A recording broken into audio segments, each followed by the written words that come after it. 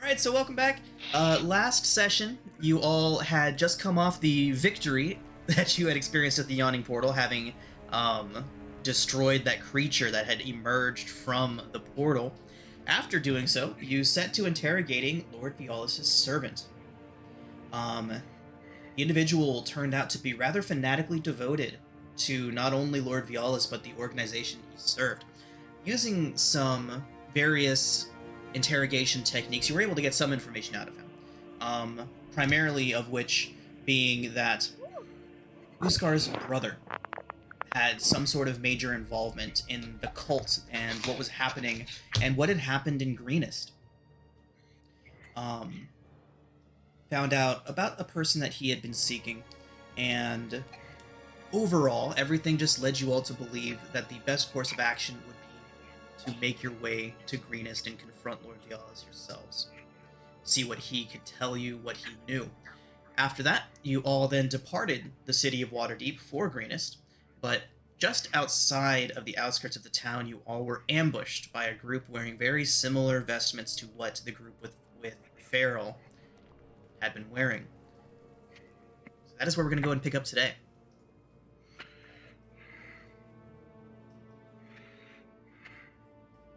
So this is the situation which we last left with. There are several cultists approaching from the sides of these cliffs. Those are 15 feet up off the ground. There's a couple of individuals heavily armed emerging from trees and bushes behind and in front, and of course the hooded individual who had initially confronted your group, pretending to be a wounded person who had just been the victim of some sort of robbery. Lying liar. He throws his hood back to reveal a pair of horns, revealing himself to be a tiefling. But the more important thing to note from this individual was, as he raised his hand up, the obvious magical power that he wields. So, let's go ahead and roll initiative. Womp womp.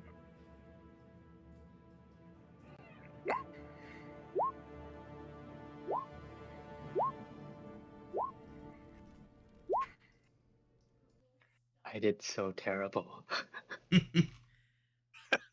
Nigel did amazing. There we go. What do Jeez. I get? I don't know which one. Damn, Rigel. Oh no, crud. I know. Accidentally rolled Oh, man. twice. Oh crud. No. Oh wow, that is Good quite the God, initiative why are roll. you doing this? I'm I gonna clicked go you ahead once. and Why did use you go my 3 inspiration. times? Right off the bat, wow. Nice. My initiative's messed up. Yeah, it looks like it's messed up everywhere. Give me a moment, I'll try and fix it. Yeah, mine rolled far too many times. But I clicked it mine once and it rolled- rolled 3 times. The coding for mine's messed up.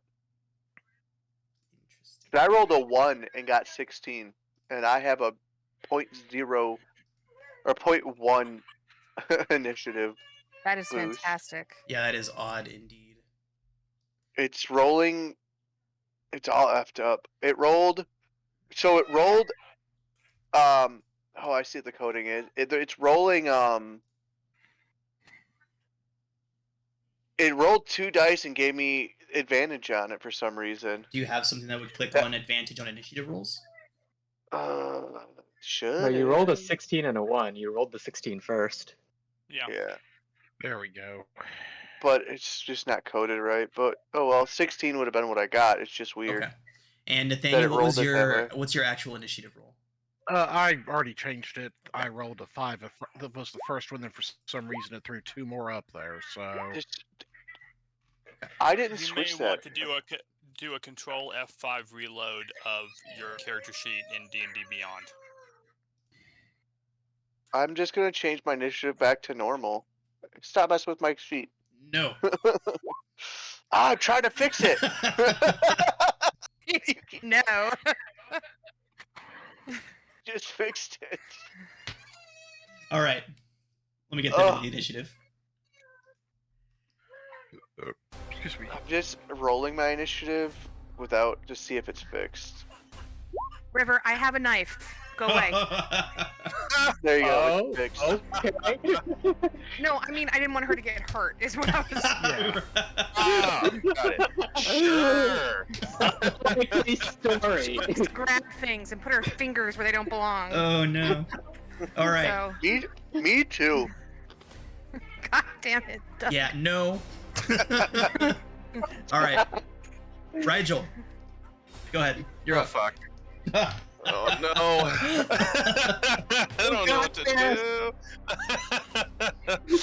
Oh, Show shit. us Okay, what you got. You wanted to go first.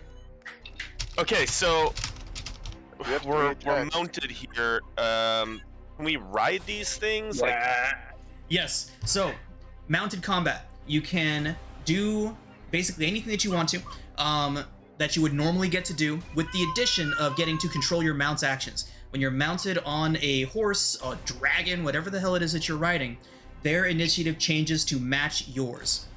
While their Perfect. initiative matches yours, you can have them dash, dodge, or disengage as their actions. So you can Cool. move up to twice the horse's movement speed as your movement. okay. Oh boy. And these are tall cliffs. How tall are these cliffs on the other 15 side foot of up. us? 15 feet. Okay. All right. So does my movement, let's say the horse moves, let's call it a horse, whatever. It's a horse, right? Indeed. The horse moves. Can I move my full movement if I get off No. the horse? It takes Half half. your movement It to takes half dismount. your movement to get off the horse. Oh, got it. Got it. Got it. Unless you have a feat that does something for that. Correct. Yeah. It's like magic. You do this unless something says you don't do this. Right. Okay. Well, I get plus 10 feet on my first turn of combat, so I'm wondering if it's possible to Does like, not translate run to this your, horse to your in the- mount. Right. But can I ride the mount to the edge of this cliff and potentially scale the cliff first turn? I'll Guess give you what? I'll give you 5 feet off the ground from with your horse.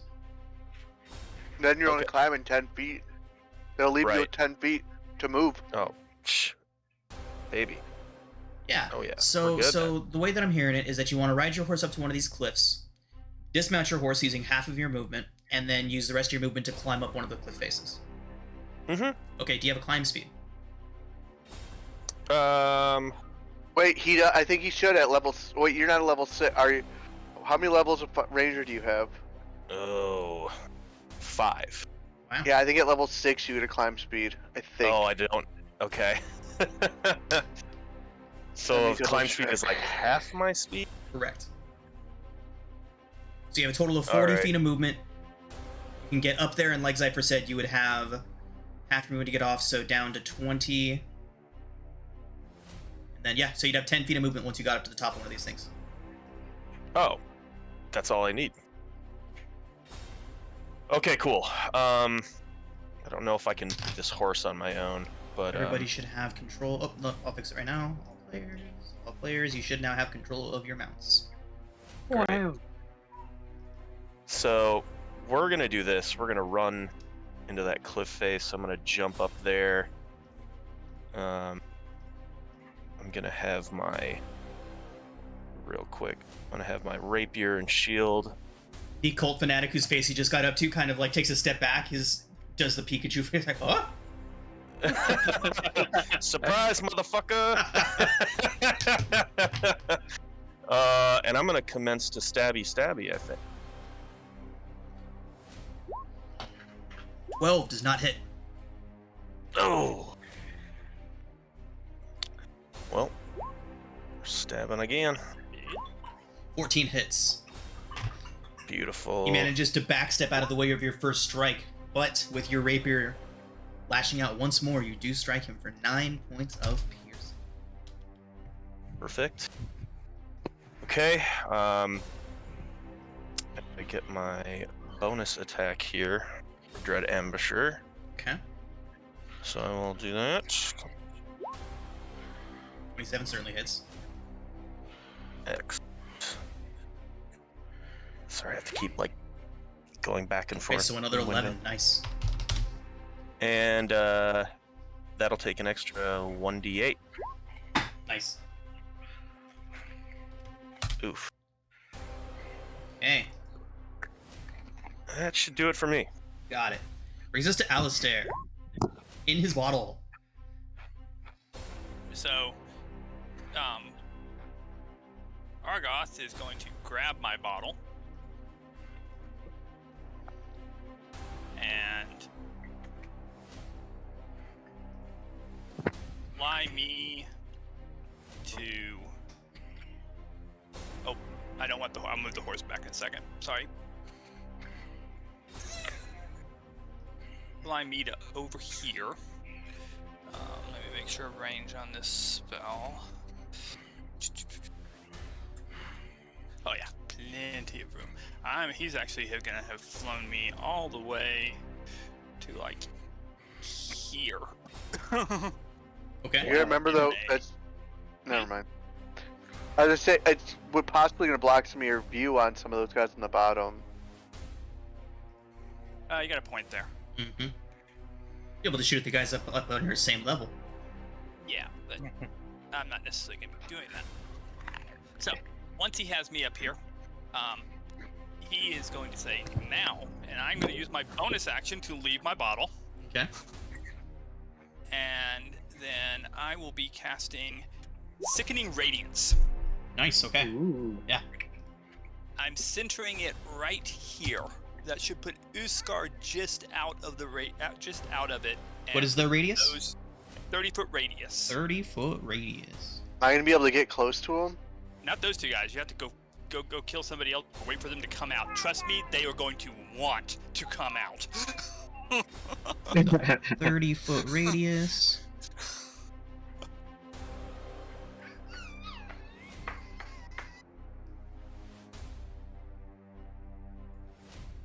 Second, I need to go one bigger. Yep.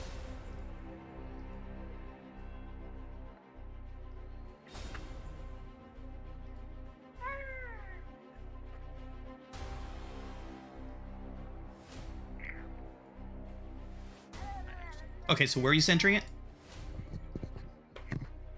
Right here. Right up there. Okay. Yep. So you just want to get those two guys in it. Yeah. All the way up to basically me. Yeah. Nice, nice. I can't get extras in it without getting party members in it.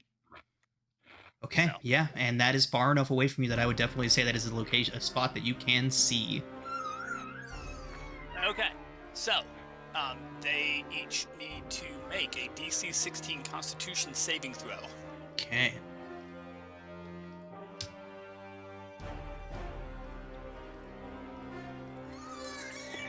Against 23 points of radiant damage.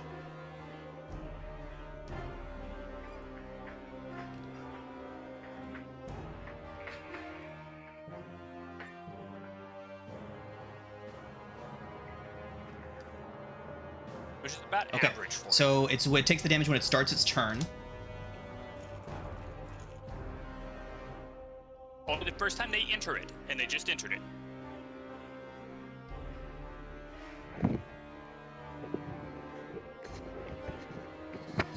Okay, I feel like we looked this up when we were trying to figure out something about Spiritual guardian. spirit guardians, right? Because if that was the case, then it would take two instances of the damage, once now and then once when it starts its turn, and I don't think that is correct. So and I've looked this up very carefully because of my force movement stuff. It can take damage twice on one turn. Because on its turn, it could take damage. At the beginning of its turn, it moves out, and then something moves it straight back in on a reaction, and it takes damage again. Okay, let's So see if that's there's like a saving stack exchange ruling on this.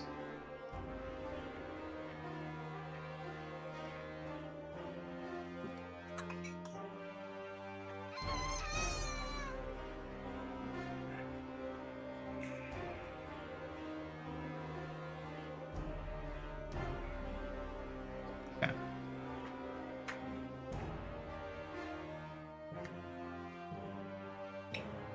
I'm found a ruling. It's just one of those stupid, long-winded ones where it's taking forever to get to the point. But apparently this exact thing was addressed in April 2016, Sage Advice.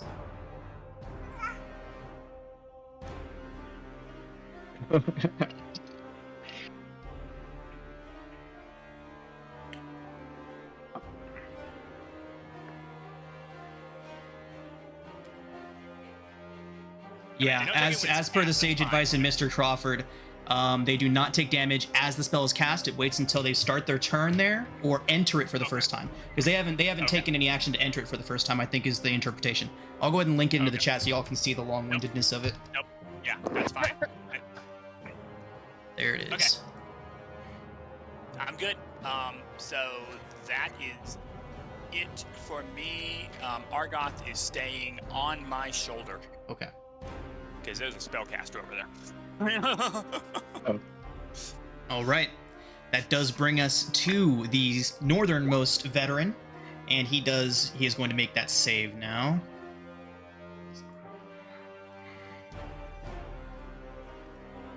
He does get a 14 on the save.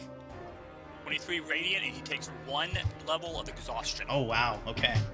Oof. Just keep him in there. Yeah, he is gonna get the fuck out if he can. That's fantastic. Okay, so let's go ahead and get the exhaustion levels up real quick. Time for nap. Exhausted. Okay, disadvantage on ability checks. Okay, coming for Uskar. Uskar, he is going to attempt to grapple you and pull you from your horse. Strength check. Yep.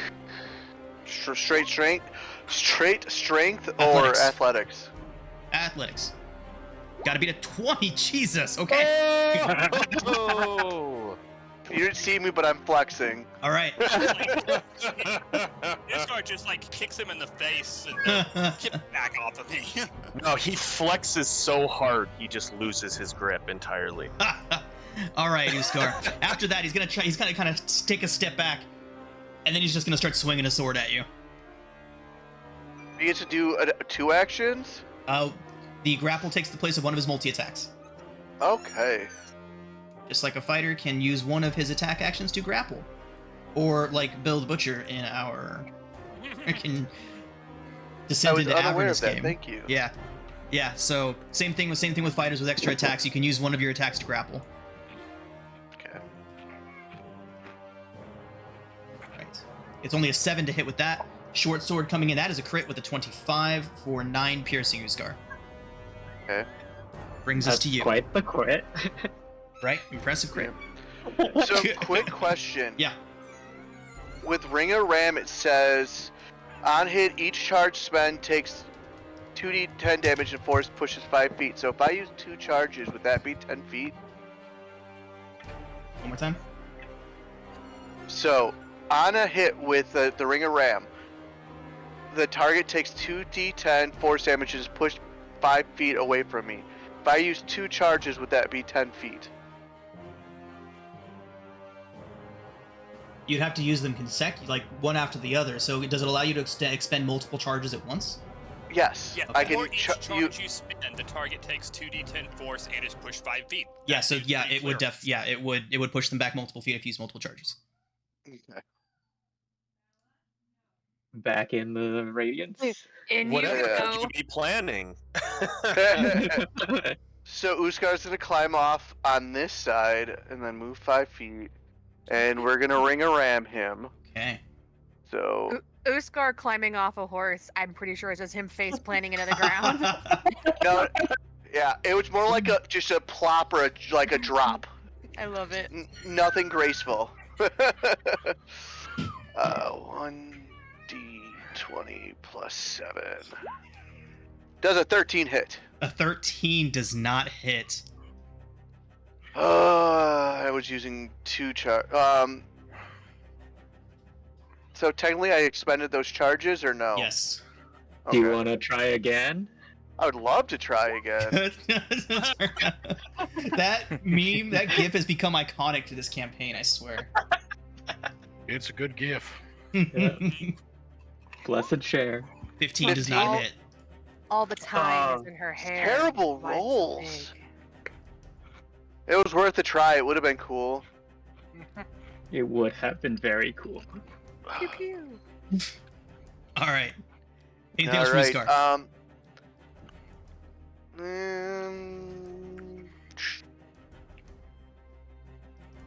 I'm good. Okay.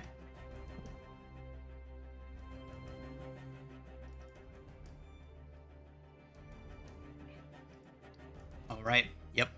Brings us to the Southernmost Veteran. Emerging from the tree line, the first thing that he's going to do is he's going to take a look around. What's up? Just he's so close. Yep. Coming out from the bushes behind you all. And he can't get too far, so he is going to level a heavy crossbow at Adso and fire. There's an 18 to hit Adso. Yeah, it hits. 11 piercing. Okay. Oh, Take it. Right. if you were within 5 feet of me, I could have intercepted for you. Oh no. Oh no. All right. But we're 20 feet away. Right. I Brayla, you're know. up. Yeah, always Um, stay close to the paladin. On that note, Brayla is going to cast Misty Step, please. Okay. And end up like up here. So the Okay. pony goes with her. Does the pony go with her? Yes, any spell that targets me will target my mount because it's a found steed. Wow. Yeah, I was excited about that too. Thought that other guy was And surprised now when you get Rigel to- showed up there. Now you get to run down archers on a horse. I'm gonna support you. So she can't run down this one because he's too close. So she's just gonna go by him and come back to him later. She's going to run down this one. I don't want to be a party pooper, but Misty Step's only 30 feet. How far Can you was make that? it that far? I think she could. That was pretty far. It was right there. I timed it to 30 Oh, feet. you did. Oh, because you ran up. Yeah, good job. Okay, Nice. you nailed it. I'm sorry. I honestly, I promise I measured. Oh You're no, good, yeah, you're no, good. I'm sorry. I just saw the token move from there, and I was like, well. So Barela is going to have Death Star run this Oh guy down. God. Okay. And then Death Star. Wow. as the War Mount's bonus action, gonna hoof him. So I don't know how do you roll for rundown? So I'll go ahead and give your Warhorse token actions because you're gonna need them apparently. All right, click Yay! off your horse's token and click back onto it. You'll have your your actions. Oh, trampling charge. All right. Yeah. This is so great. Like, yeah, ambush. They have him surrounded. It's gonna be great. Y'all are just like, fuck this encounter. You weren't counting We on have the at least Death two Star. people who are in the military in this group. Rule one: Yeah. if you get caught in an ambush, attack, attack, attack, attack. Yep. Yep. Serpentine, needs to- serpentine. All right. He Sorry. needs to roll Sorry. DC Brayla, go ahead. 14 straight save. DC 14 straight save from the archer, please. All right. He gets a 5. Now that he is knocked prone, I get to hoof it. Hoof him At in the advantage. face. Does a This is 14 hit? wonderful. A 14 does in fact hit this poor man. Oh. What is the? You would just hit the What? attack, the word attack. For you're rolling it to me. Sorry, 1 second. Oh, I'm sorry. No, it's not. It's my fault. I didn't change the character sheet to roll in the open. Doing it now. Can you see its roll? The 14? I see it. Okay, yes. perfect. Now you should be able to click attack. The word attack in the cool. chat bar. Yep, there it is. 12 bludgeoning. Oh. Good boy, Death Star. Such a good Death Star. That guy's just laying on the ground like, ah! Now, do you get to attack as well? Yes. My action was the Misty Step. That's a Oh, bonus it's a bonus action. Bonus action, yeah. You still have 2 attacks. Yeah. Can I Warhammer him from the back of the horse? Yeah, Twice. twice indeed. This is amazing. The actual physics of this situation means very little I'm to so happy 5e. for you. This is legit why paladins are my favorite classes. Stuff shenanigans like this. And this is actually the first time I've actually had a real, like, a mounted paladin do something like this. I think, right? 'Cause I forget you've played No, a I- mounted paladin before, have you? Oh, I have. You have? Who? So she would like Sorry, to go yell ahead. 4 and God. launch him 5 feet off the cliff. What the fuck? Crush your feet. Crush your feet. So that would put him on the edge, but since he's prone, I'm not even gonna give him the chance. He falls. 15 feet, Brayla, go ahead and roll a d6. Okay.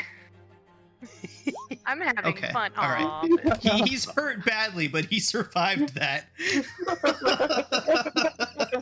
Still right. Right? His buddy is just looking at you like, what the fuck? Brayla's Shit, I'm gonna next. smile at this other guy and throw a javelin at him. Oh god, it doesn't end. It does not. No. 24 hits. All aboard the Brayla train. Who are you hitting? Who are you throwing the javelin at? Oh, sorry, this guy over here. Oh, okay. Okay, 20 that hits. Okay. I'm gonna bring Death Star around to face him and just be like, okay, boy, you're gonna get him next. Good, Death Star. The guy's eyes just go wide, and okay. I feel like an absolute monster for doing this, but I don't really see how I can play in a situation like this without doing stuff like this. He is going to rush up to you, Brayla, and he is going to lay a hand on your horse and cast Inflict Wounds. Oh. Oh no. Yeah. Well, You've done a horrible thing, I know. and I hope feel you feel bad about I it. do. It is an 18 to hit, Brayla. Yeah, that's gonna hurt the pony. For Yeah, sure. it is 24 points of necrotic damage.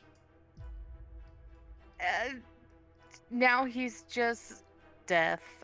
I I was don't know almost gonna say I that. don't know what his hit points are. Hold on. It's How 19. many- I just Oh, saw. yeah, he's gone. Bye Yeah. bye, baby. God, I feel like such a shit person.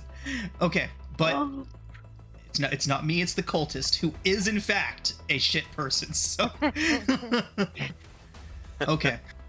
Good. You just put me at your level. Right. I imagine the fear of seeing Brayler rise up off of the horse is just as much as seeing his buddy get ridden down, if not more. So okay. And now we have these other cultists. This guy is going to use half of his movement to get up.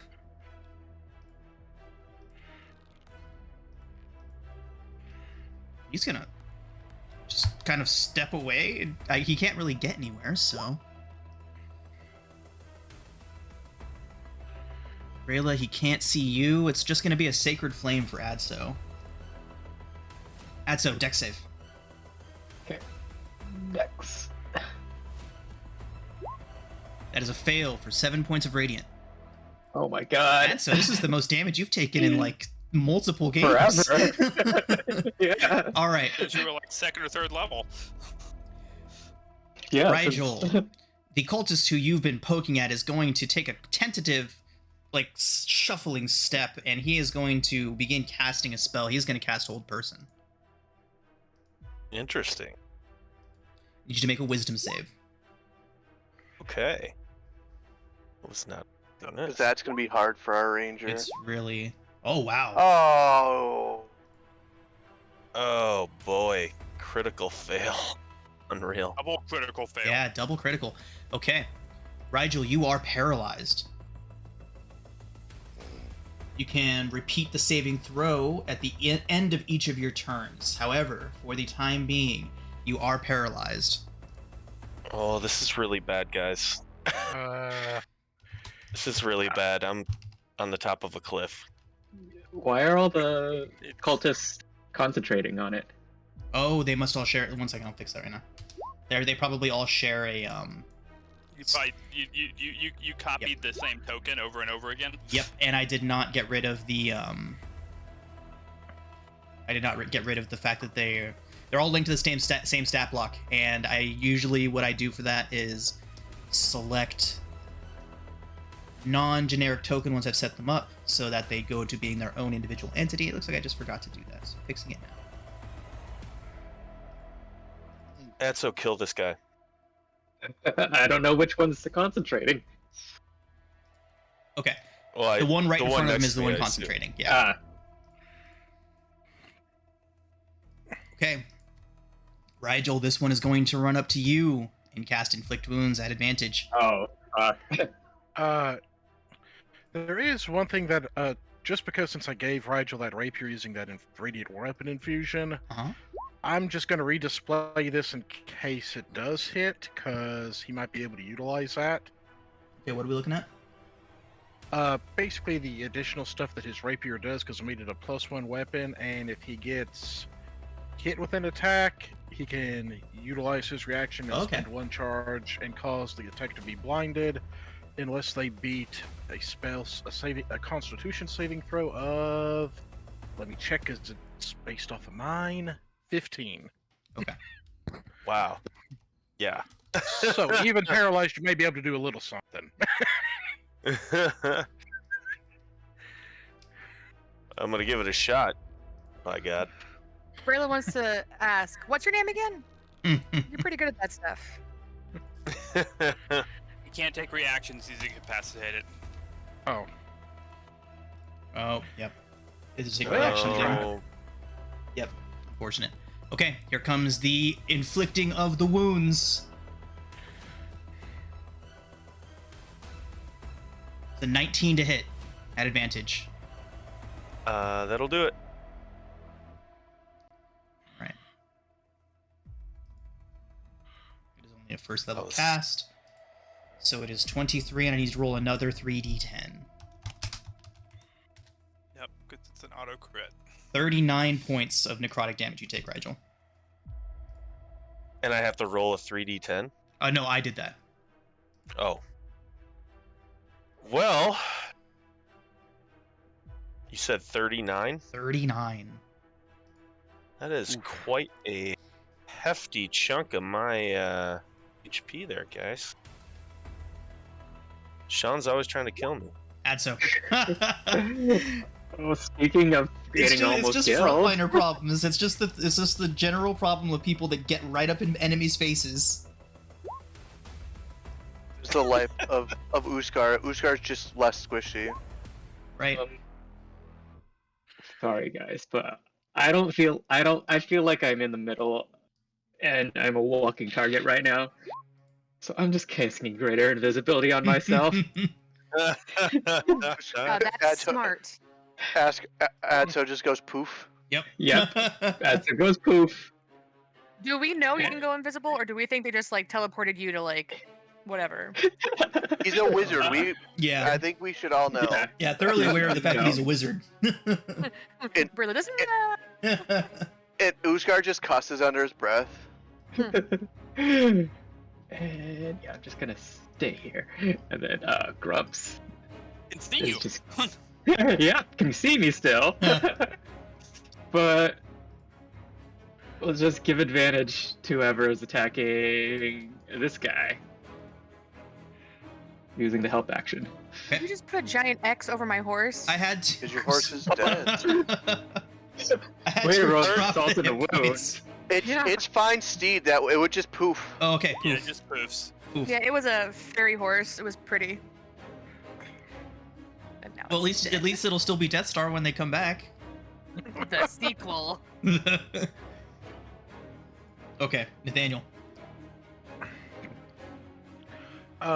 Question. On these two that are near Rigel, with them being on top of the cliff, do they have any sort of cover from the No, heavy they're crossbow? right on the edge. Unless they take a couple steps back, you can see them perfectly fine. Okay, I gotta do a quick measure right quick to see what I'm doing with Steel Defender. 5, 10, 15. Yeah, he can make it up to this guy at least, so I'm gonna have him there and attempt to attack. Just because he does have advantage because of Grumps. I think a 24 will hit. 25 definitely hits. So 6 force damage on that guy. Okay. And Nathaniel, for his to start by aiming at the guy who is doing the concentration upon the spell that's holding Rigel. Okay.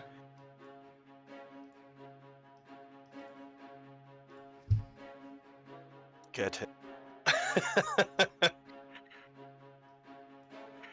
Does a 16 hit? 16 does hit him. Okay. So let's see how much damage he takes. 9 points from the first hit. Is he still standing? He is, and he is still concentrating. Oh, okay. Let's go with the second shot.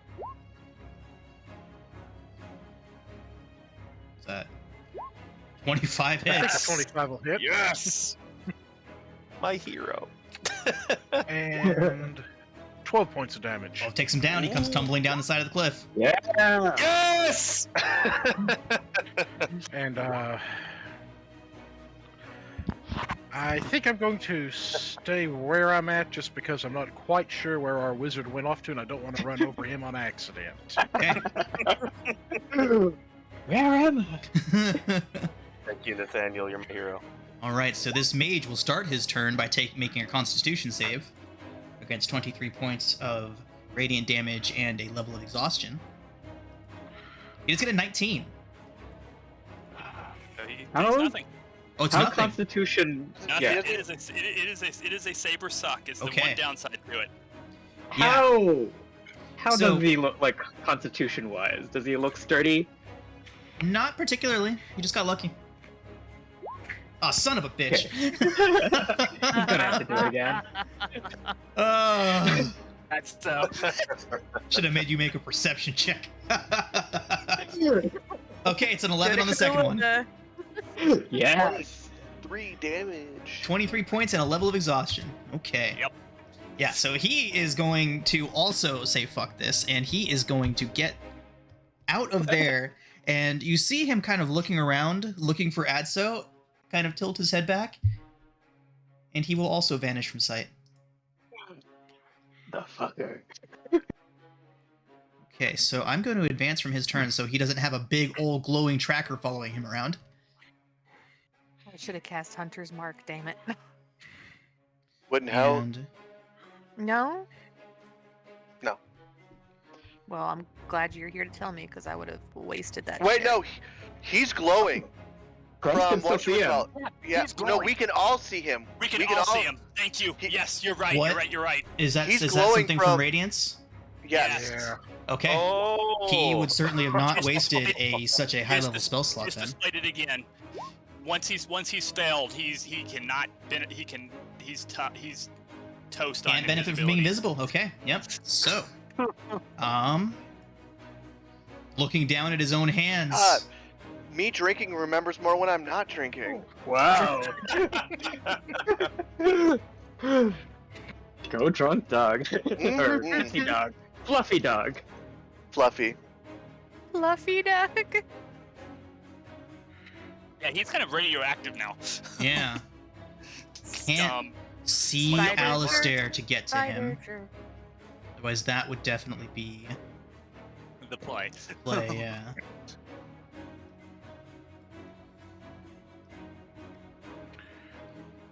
Okay.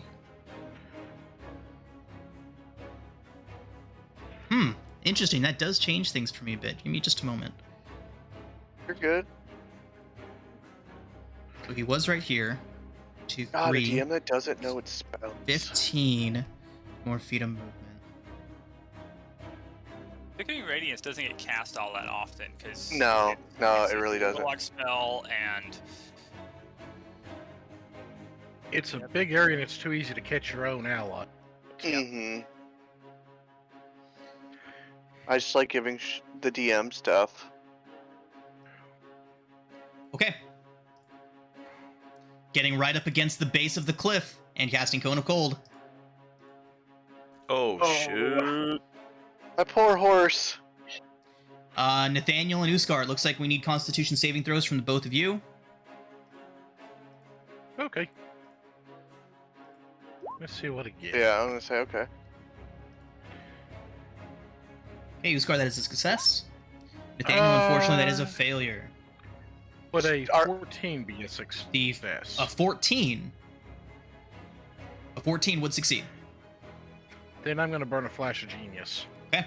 So you both succeed and take only 15 points of cold damage each. Okay, does my horse need to save? Yes, all 3 of the horses that are in there need to save.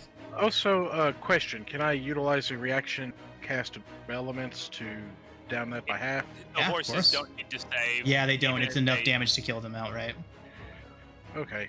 Or so horses. I'm going to cast absorb elements on right quick. Wait, I'm gonna also absorb elements. He spent so much time picking out these horses. I know. So 1 spell slot, and that drops it from 15 to 8, right? Halved, 7. rounded down, so 7, yeah. Okay, so 7. Okay. Okie dokie. Okay. Does bring us to Alistair. Gotta head absorb elements. Oh, wait, I think it was me. Oh, sorry. Go ahead. Okay, first trick, I'm gonna cast Zephyr Strike. And now I'm going to stab this guy right here. Or try to.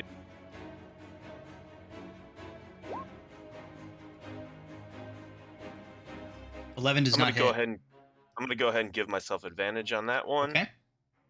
17 certainly hits. 14. Okay. Second attack coming at him. It's a hit. Beautiful. Jeez. Ooh. Okay, nice hit. Okay. Love it. Hey, now- add the extra D8 from your Zephyr Strike. Yep. Yep. You're right. Thank you for that. You're welcome. Oh! Oh! Takes him down. Beautiful. Oh, that is just absolutely. Okay. So bonus action, movement. I'm going to scramble back down the cliff on my living horse. Whoop. And I'm gonna ride horse. Just jumps onto his horse 10 feet up in the air. Here. Oh, the horses just all went off at once, so no. Yeah, I like to think this is sort of a Princess Bride. Like, I just Yeah. down onto the saddle and then ride over here to provide some flanking opportunity if possible. Okay. And that'll be my turn. Move your character, my dude. Oh, there we Okay. Alistair. So 5, 10, 15, 20, 25. I can see this guy clearly now, yes? Yeah, you can. The rain is gone. Argoth will fly to here. Can he give the help action from there? He's flying, so 15 feet up, he'd have to go down. There we go. okay. He Yeah, probably but has enough to go down and go back up, I'm assuming. No, it Oh. doesn't matter. He's fine. So he'll be giving the help action on the first shot. So Eldritch Blast. 17. 17. Check real quick. I'm pretty sure that hits. He's gonna shield. Oof. Second one. That hits. So that'll be 8 points of damage, and darn it, I only get to move him 15 feet straight back away from me, not 5 feet. Can you knock him closer towards myself and Uskar so we can reach him? Actually, I can. I can move him 5 feet any direction, so the first 5 feet will be here. Okay. Actually, make the first 5 feet here. And then 10 feet straight away should put him like here. Yep. Yeah. Yeah, because I know I can't get him into the radiance from there. I might as well Get him knock where he's in with my stabbing friends. range. Yep. I mean, both of us have used absorb element, so we might as well get to share that extra cold damage with the wizard since he gave it to us. Alright, so it is going to be just a flurry of attacks. It is 2 long swords and 1 short sword, Uskar. A 14, a 16, and a 24. Before that, on the very first miss, we're going to repose. Okay. And I'm going to do that attack. 16. 16, I believe. Yep, just misses. Shit, fuck. Motherfucking. You're rolling bad. I'm terrible. I think he knows. All right, how much damage do I take? Okay. From the last attack that hits, it is only 8 piercing. Okay. Uskar, that does bring us to you. All right, Uskar is now going to turn and try to hit him.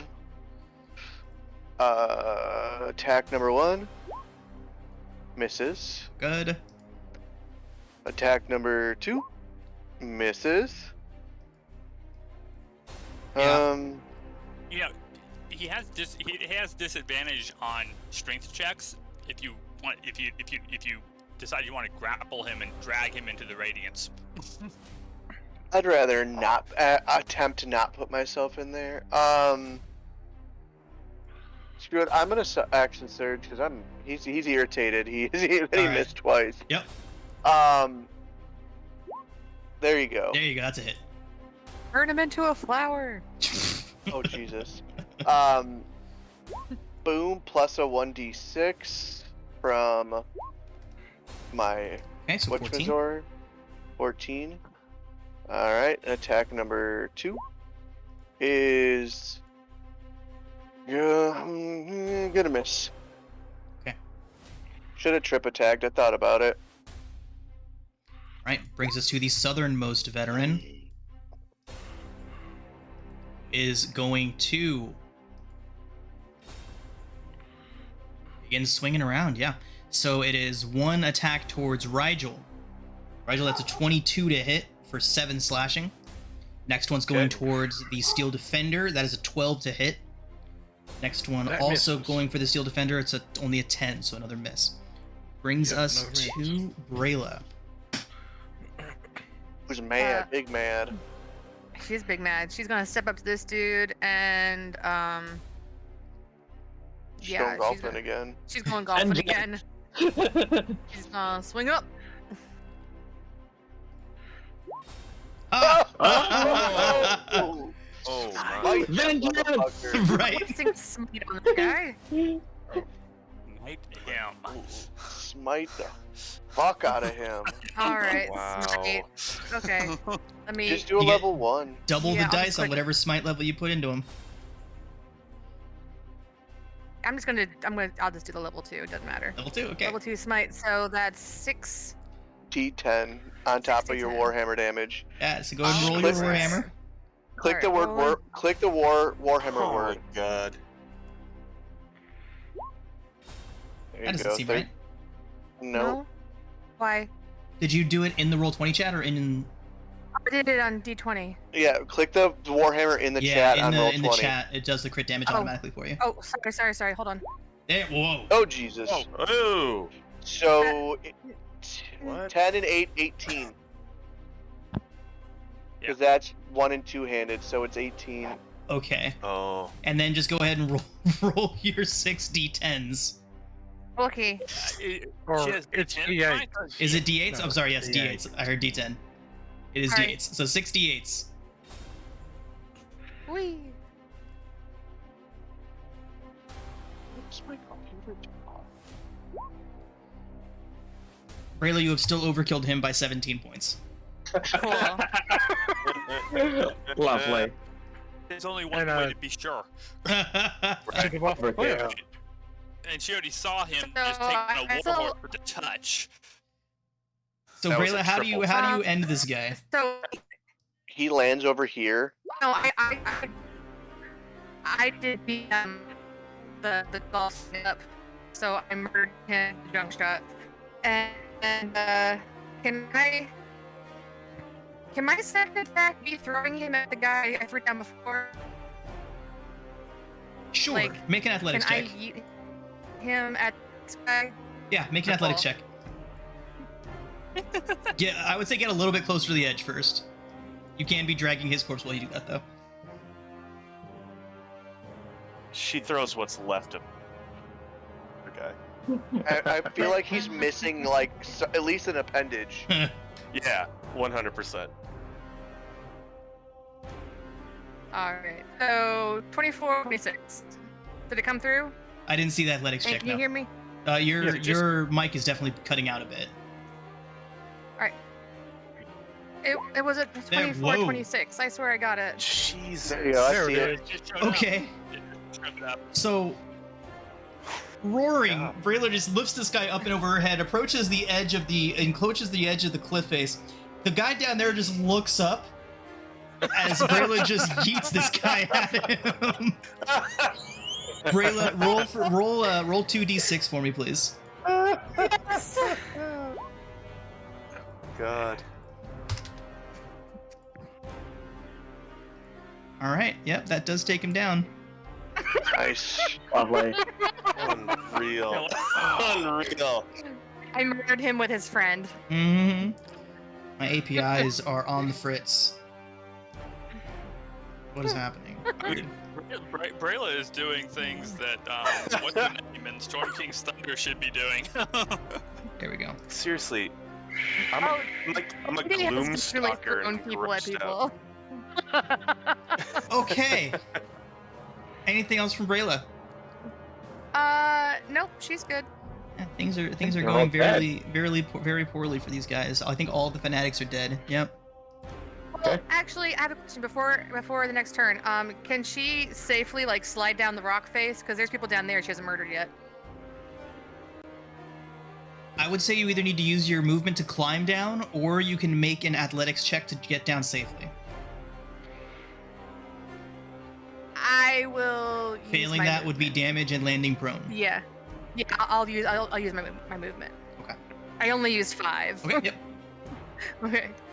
Beep. It's just rough terrain for her, right? Technically. Yeah. Right. All right, I'm done. Thank you. Adso, invisible Adso. Yes, so with my advantage, I'm gonna do Scorching Ray at that guy. Okay. That was fun. Okay, 23. 23 hits. Okay, for 6 damage. Okay. 17 just hits. Oh, you only had advantage once, right? No, I'm invisible. Greater invisible. All right. Yep. Yeah. Greater invisibility, more 6 more damage. Okay. Okay, he's still up. Yep. Oof. Okay. I'm guessing 13 does not hit. Does not. Okay. And so getting up this is You have to climb, so just difficult terrain. just difficult terrain, so it's 15 feet, so I can just probably get here with most of my movement. Okay, and then Grumps is going to take the disengage action and go 40 feet to here. Yeah. And that is, yeah. Okay. Oop. Nathaniel. And I got my reaction back. Okay. First off, the Steel Defender is going to take a swing at this guy that's trying to hit him and Rigel. Okay. I'm assuming a 14 misses. 14 does miss him.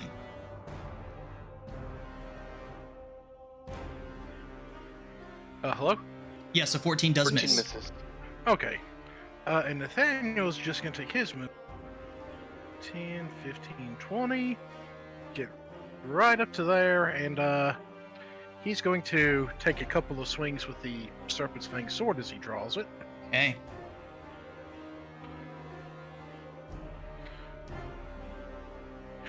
I'm pretty sure a 22 is going to hit the wizard. Yes. So he gets 1d8 plus 4 regular damage, plus a little bit of poison damage on top of that. Awesome. 13 damage, nice. Then there's the fact that since I used elements, I'm going to give him a d6 of that cold damage back. Okay. And we're going to try to shank him again. As one does. 14 is going to prompt a shield. Okay. Oh, no, never mind. Never mind. He doesn't need to. Just 14 does not hit. Oh, my apologies then. That's my bad. His shield was up still anyways, I thought. Oh, is it? Has he not had a turn yet? He hasn't had a turn yet. You're right. He is not. Yep, shield was already up. Okay, so his EC is 20 currently. Okay, let me... so I take it the first one I'll use the sessional so that 26. You don't need hits to, then. the 22 hit. It is a Oh. 20 AC. You're good. Oh, a 20 AC. Right. Yeah, the first one did. The first one connected. Right? Okay, then yeah, he the popped first one shield, connected. Okay. Yeah, Okay. he already had shield up from when Alistair was attacking him. And okay. And did that? Yeah, that custom roll came through. Okay, good. Okay, that is my turn. And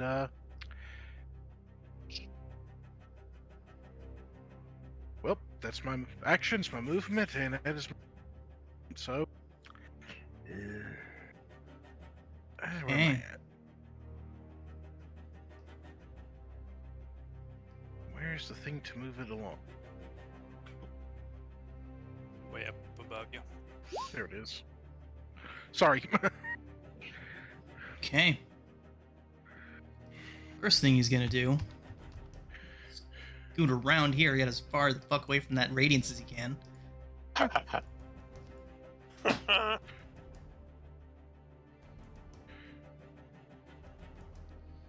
Okay.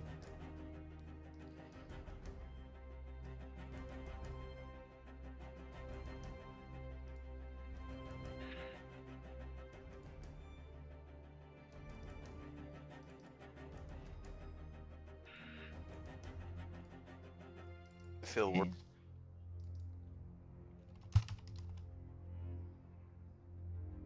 He's putting a lot of thought into how he's gonna hurt us. I'm just really, I just really want, like mages and spellcasters in general are very difficult for me to run. So it always takes me a while to get out exactly what I want to do with them.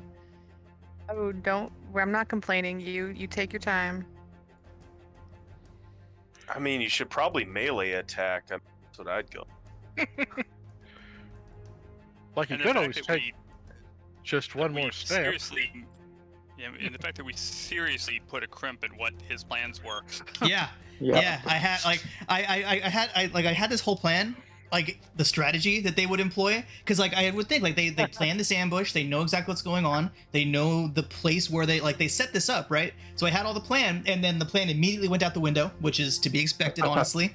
But yeah, he's gonna fireball right there to get the Seal Defender. Counterspell.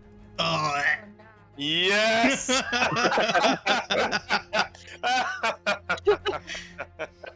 Oh, I love my wizards. I do most of my things on my reaction rather than my Yeah. normal actions. Totally. You have this It's so- invisible you're wizard just saying nope. Arla has no idea Such anything a just cool happened. wizard. all right, yep. Wow, Rigel, Coolest you're up. wizard ever. This is only Okay. the third round. Mm-hmm. Gosh. Mm-hmm. Okay. So Brayla did a bunch of kick-ass shit on her horse last time. Can I do some of that stuff? No, just Brayla. Is it a Yeah, war go- horse? Oh, okay. All right. In So that what case- would you like to do, Rigel? Well, I just want to. That was just Well, Brayla.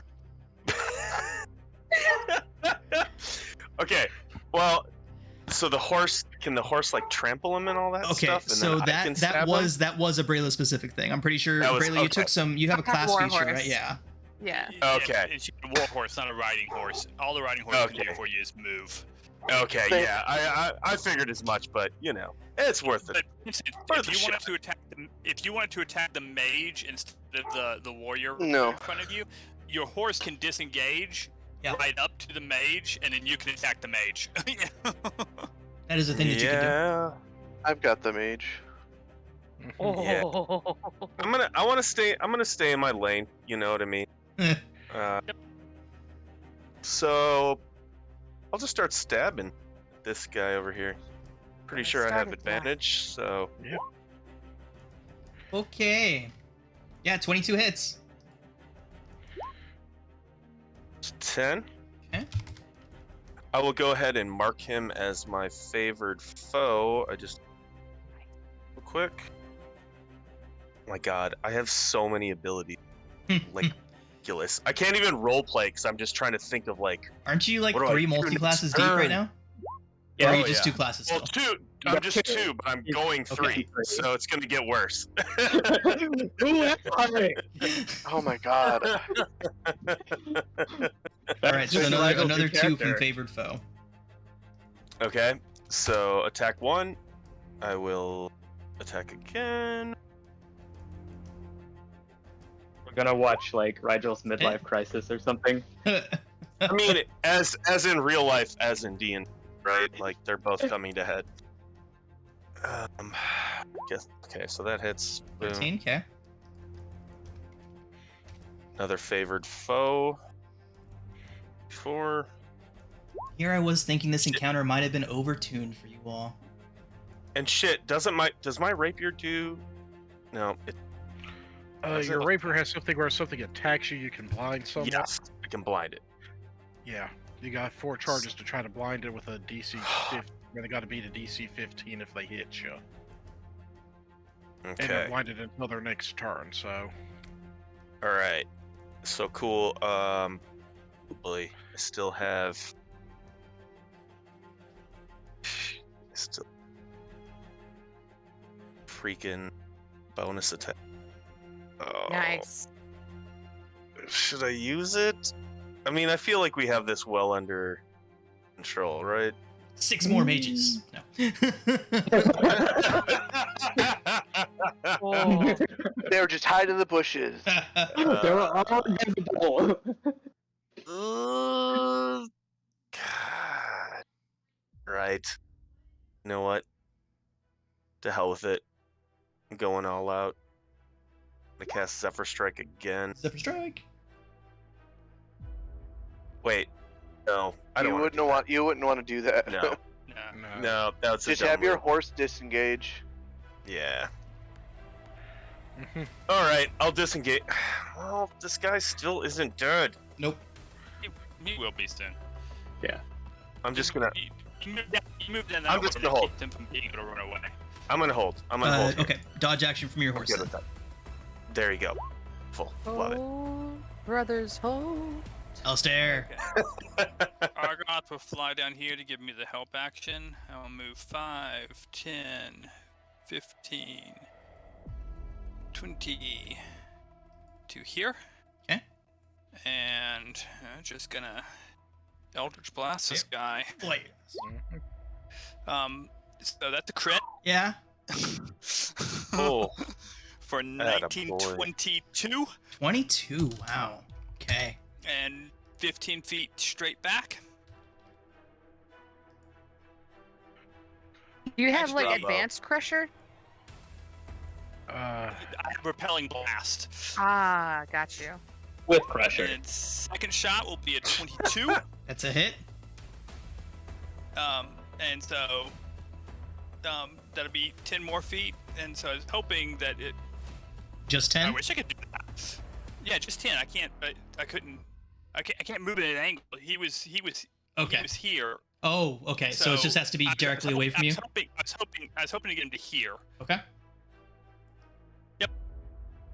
And that was 11 damage on that. I only get the Genie's Wrath once.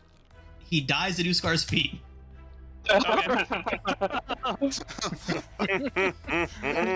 Easy on you to go bam bam, but Utkar just spits on him. Oh, rude. Jeez. He's He knew he Utkar's couldn't mad. He knew he couldn't face the wrath of a dwarf, so he just up and died. No. I'm just a. Slumber where he said You have the gall to die. I'm just imagining Oscar He like. killed his horse. Yeah. Oh, true. All right, Uskar. Does a 23 hit? Yeah. Okay. That is 9 slashing. The other 2 attacks miss. We're gonna attempt to riposte Riposte. again. Okay. So The first attack it was is the first attack missed. first attack missed, so we're gonna riposte on the first attack. Okay. Boom! Nice. Okay, don't take 9 damage. Hey, don't take You're gonna it. take He's all of dead. that damage. You're dead. Yeah, he's dead. You just see Uskar flex again. Literally flexing on fools. And now it's your turn. Yeah. He's got big short though. He can't do much. How far can he throw a hand axe? 2060. 20. Yeah, 2060. But you I can think, move. So. You can move first. Move so. and then throw. Yeah, I know. I just 45 feet, so you can get 20 feet closer. That should get him to within range. okay. We're gonna throw hand axes. Okay. Yeah. Miss. That is in fact going to miss. Yeah. Miss. That is. I made it. I hit when it counted, I guess, because that's the only time I hit this one riposte. Okay. Still is a heck of a hit. Yeah. How much damage is that? A lot. Jesus. Yeah. All right. One for 27. Rigel. Rigel 16 to hit. Nope. Second attack, only a 14. The short sword going for the Steel Defender crits the Steel Defender for 11 piercing. Okie dokie. Brings us to Brayla. All right. Choo-choo, the Brayla train's here. Brayla is going to see how far this guy is. I don't think he's. Yeah, she's gonna just stroll up to him with her axe up on her shoulder, and then she's gonna hit him. Axe. I'm sorry. Hammer. Warhammer. Hammer. I had a dandy moment. My bad. Smash. Smash. Does a 15 hit? Does not. Then I'm gonna go ahead and take my 27. Okay. Oh my god. My crit. Yeah. And I would like to smite, please. Okay. So much So damage. there's my. Lightest smite ever. Rolling twice. Weird. Okay. So Oh, that no, is It's because not. It's a crit. No, My so advantage what is it crit. is, the top half is the roll, and then if there's any other modifiers, the bottom half is technically the total. So it's just the 7 and the 4. Yeah. It's a thing from D&D Beyond. No, My I D&D clicked. Beyond doesn't do that. I clicked the where it says Warhammer +1. I clicked that. Yeah, Right. it's I think just- so, yeah. I think what they're saying is that something from the extension is messing with it, even in Roll20. Interaction with the extent, right? Which is why I have my Beyond 20 to automatically roll damage, and it doesn't do this. Yeah. It's just weird. Well, It just if weirded you me would out to like see. I come just wanted to make over sure and see my nothing. computer, you totally can. I just wanted to Carl. make You're sure. welcome. I just wanted to make We sure can do a nothing on my screen end was share if you broken. want. So no big deal at all. I just know just to look at the second set of numbers when that happens. So 11 Okay. points there, and Brayla, you can go ahead and roll your 6d8s. Yes. Yes, I will. Hold on a second. I can see the other page. 68. 1, 2, 3, 4, Does she 5. even need to roll? Yeah, I have fear. Well, yeah, it's possible for her to not. That's more than enough. She could have Possible, but rolled unlikely. 6 ones. It is possible. I have seen things like that happen. Oh, she has a second attack, so she's just gonna hit him with the hammer again, even though Oh he's already god. dead. He's just a smear. He's On the already grass. dead. Did we win? I think so. Sweet. I'm just Rigel gonna run away. Rigel looks down to Brayla and is like, I kind of missed that Relevig. She was a Yeah. lot less violent. She was less terrifying in person. I will drop concentration on the sickening radiance. Okay. How do you So know I- Pickles the again? Sickening radiance didn't do a whole bunch, but How do I you know hope, Pickles again? But I hope that entirely denied area really messed up their ability to move around and do what they Yeah, wanted to do. it really did. It forced the mage to move forward, which was certainly not something he was intending to do. All right, everyone. Kept him from casting So- invisibility on himself. After this brief but extreme moment of bloodshed, the trail is calm once again, and yeah, let's go ahead and take our break now. And when we come back, you all can make your way to Greenest. Or take a drink. rest. Okay. You're welcome. All right, everyone. So we are really officially good. back. Having just rested after this combat, after this ambush that you all thoroughly thwarted. Just outside of Greenest, you'll be within the city borders within the hour. On the enemy mage and the cultist, do they have any equipment that seemed specific, or like any spell components that our spellcasting individuals could use? Let me check. They all have assorted coinage and, of course, symbols of their cult, their little club. Tongue guy. Ushkar's stealing the robe off the guy, the mage guy that killed his horse. Okay. Damn it. My, like, short rest. I'm sorry, guys. No worries. I'll figure Can this we out. go ahead and get a 6d10 from somebody, please? Got it. Can I have Death Star the sequel back? Very average.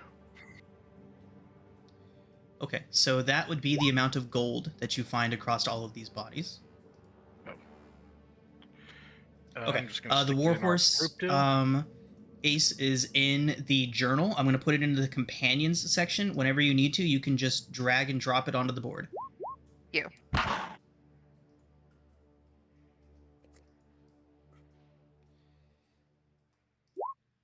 She is very apologetic to him and giving him all the apples. Aw. Sugar cubes. You want ants? That's how you get ants. Oh, my aunt or my wife's aunt and uncle use the little prepackaged little peppermints.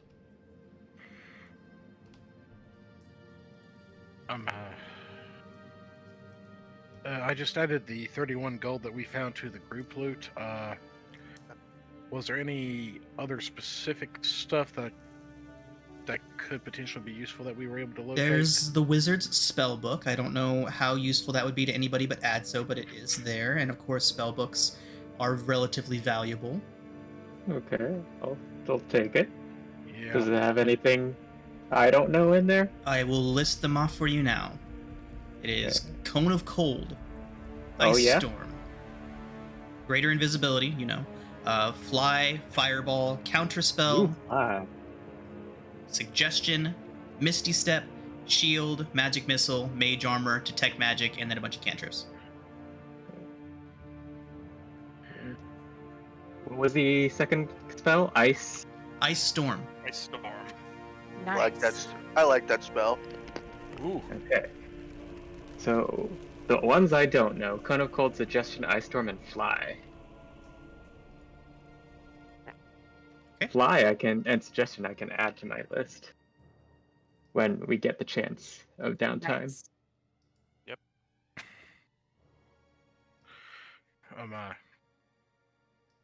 Okay,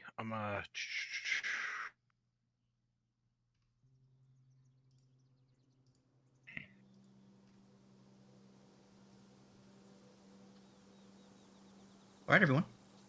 So, is there anything else that you would like to do at your campsite before heading to the town? No?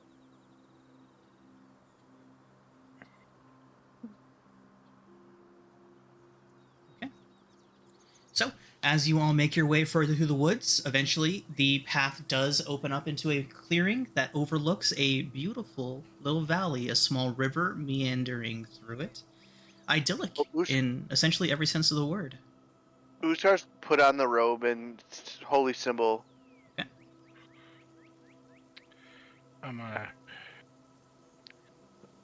Holy symbol And of you town. all get a black screen from that, don't you? Here you go. Yep. Yep. Mm-hmm. Oh, So this pretty. does look idyllic. Oh. Is it the Very- greenest place we've ever seen? It is, Where- in fact, the This greenest. looks like Super Mario Brothers 3. Very suburban. So yeah, from your vantage point, you can look down into this valley. You see people going about their business. A cart rolling down one of the streets. Various people tending to their farms.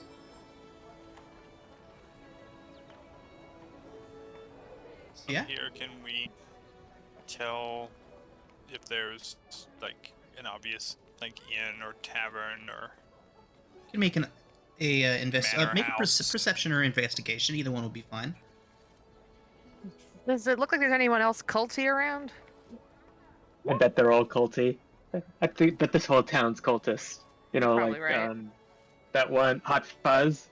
Oh I God! love that movie. Oh, now I have to watch that. Yes. Thank you, John. Best movie ever. That's so good. It's on Hulu right now. I know.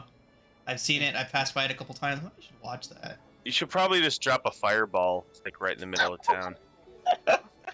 Just Oh gosh, everything. I don't think there's a firewall big enough for this town. Drop it on this house. So let's see those perception checks. Alistair, there's a lot of different buildings around. It's hard to tell which one might be which, especially from all the way up here. You probably need to get further into town to start making anything specific out. And who's looking for culty stuff? Oh, that was me. I'm sorry. go ahead and make a perception check. Okay. As you're looking around, you certainly don't see people in robes walking around, waving around like demonic symbols or anything like that.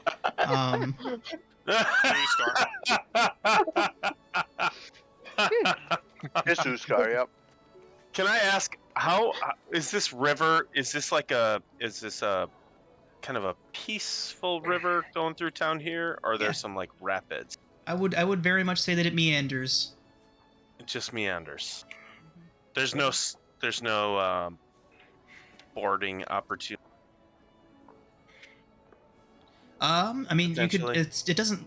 From what you can see, it doesn't look incredibly deep. You could likely swim across it. The current certainly isn't dangerous. No, I mean, I couldn't ride like a board on it, like surfboarding. Oh, fresh, Nope. bro. No, it's like, definitely do that in too slow flowing for that, unfortunately. All right, Rigel's having like flashbacks of like kickboarding. It's like thinking about it. Nice. Just he's remembering himself. Wholesome. You could do windsurfing, probably. He just feels the need to be like, Yeah, carried bro. along by nature, bruh. You know what I'm saying? These little cliffs and stuff that are in the area, here, like how high are these things? They vary in height. I would say elevation on any one of these ranges anywhere between probably 30 and 40 feet. Mhm. Like these houses, pretty these houses here, they're definitely in the shadow of the cliffs. Rigel is going to nudge Alistair and sort of maybe we should like find out where like most popular bar is, or I don't know. I agree. A place to find information. Yeah, I agree. That's lead the way. No, You're you on gotta board. talk. You gotta talk to these, bruh. Well, I will once we get down into town. We heading down, guys? Yeah, sure. Sure. Let's do it. So yeah, I think making your I'm way. taking Rigel. Yeah, go ahead, please. Making your way further into the town. People are generally pretty friendly. They're tipping their hats to you and giving you passing waves. No one seems to go out of their way to try and approach you or talk to you or anything. But yeah, just people going about their business. I mean, once we come up to somebody, out there will dip his head a little bit. Excuse me, good sir. We're travelers from Waterdeep. Could you direct us to the nearest watering hole? Oh, indeed. Tavern.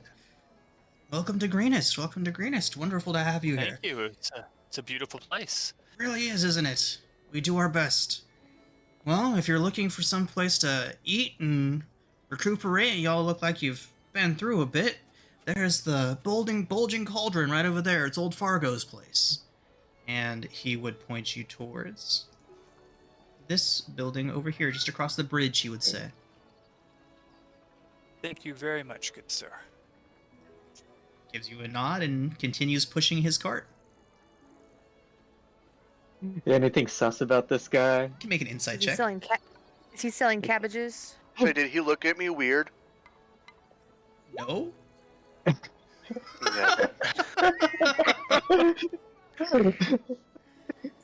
Just a And so dwarf in this a man cultist is robe? 100% an Orcus cultist.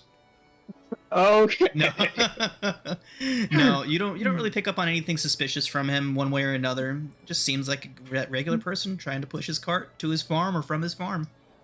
Hey, a likely story. Right. I'm just. Bye. Brayla, kill him! He starts pushing his cart a little faster. Roll toward the bridge. Okay. No drowning people. Argoth will be like flying, like 80 feet above our heads, giving a good aerial view, keeping an eye out for anybody like watching us from up on these cliffs and stuff. Okay, go ahead and make a perception check for Argoth. Of course, I forgot to bring him up, so this will take a second. I'm just gonna roll a d20 because I know he has +0. Okay. Okay, yeah. He'll let you know if he sees anything. Yeah. Damn, I should have done an insight check on that guy. Instead of me. Oh well. Yeah. Do y'all watch it? Do y'all watch Arcane Arcade?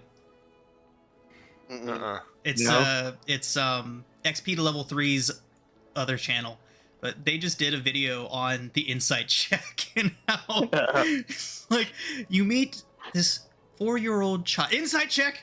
Right. Well, everyone, I'm trying to be a better player, and they say like to explain what you want to do, and instead of calling out checks, right? Right. That's something that I shitty, always try to right? do too. Is I always try to give like what specifically are you looking for? Like what is it that you're doing with this? Yeah, I try to do that as often as I can too. Right. God, I forget like which character and what my skills are. Oh, that should have been me. That should have been me right there. Kill that. Well, there's more potential cultists around here. Don't worry, guys. I'm gonna start looking out from now on. Okay, Rigel, use your eyes. Look at everyone like a hawk. Ironically, hold I'm on. like, I think I covered have in a I have a hood. I think I have a thing for this. Can I use my divine sense? Yeah, of course. Cool. The Oh, yeah. evil. Well, I'll wait till we're in the pub or the whatever. Everyone's evil. What's the range on that? Only 60 feet. That's why I'd rather wait. I think it's also like black by walls, which makes Lead, I think, as well. So like Superman. yeah, exactly. Okay. Well, should we go to this bar? It's generally a good place to gather info. I'm thirsty. Let's get this guy a drink. Okay. All right, everybody. So as you walk into the obvious tavern, as you cross the bridge, as soon as you come around the corner, you see a sign hanging out from the front that has a mug of ale next to a bed on it. So that is very much the signs of a tavern and inn. And now that you're looking around, this is really the only real professional establishment in the place. There's no shops or anything here. They must do their shopping and otherwise elsewhere. Mostly farms and homes here. But yeah, as you enter in, you can see that there's quite a few locals around. It is right around the mealtime of the day, midday meal. Tavern has a warm and homey feel to it. It's filled with these locals. As you enter in, there's an old man behind the bar, probably well into his sixth decade, and he kind of waves at you all. Greetings, everyone. Welcome in. Come on over. What can I do for you? Surface thoughts. Should we tell him? Should we ask about the what's his name, Vialis? So his surface thoughts, Alistair, are very much just focused on you all. Going over you, looking at your weapons, saying, "I'd wonder what adventurers could be doing here," things like that. Okay. Yeah, what I was checking for was the, oh my God, we're in trouble. No panic, no alarm, nothing like that. Uskar's being very stoic, and he's very intent on watching people's reactions and watching. You really have the cultist robe on? He does. Oh my god. I said it. I don't know this person. And you might not want to, but probably not. But I already said I did. Oh, him. This is just cosplay. Does Brayla sense anything? You do not sense the presence of undead, celestials, fiends, anything of that nature. Okay. So you're wearing the mage's robe, right? Yes. Okay. Point of order, Uskar. The mage's robe, remember, was very much just plain. He was using it as a disguise. It does not look like cultist robes. So he's just got a cool robe. He's just got a robe on. Yeah, you've basically got an Aragorn cloak on. Okay. It's just dragging the ground behind him because of the height. His whole body is covered in this one. Right. Well, yeah.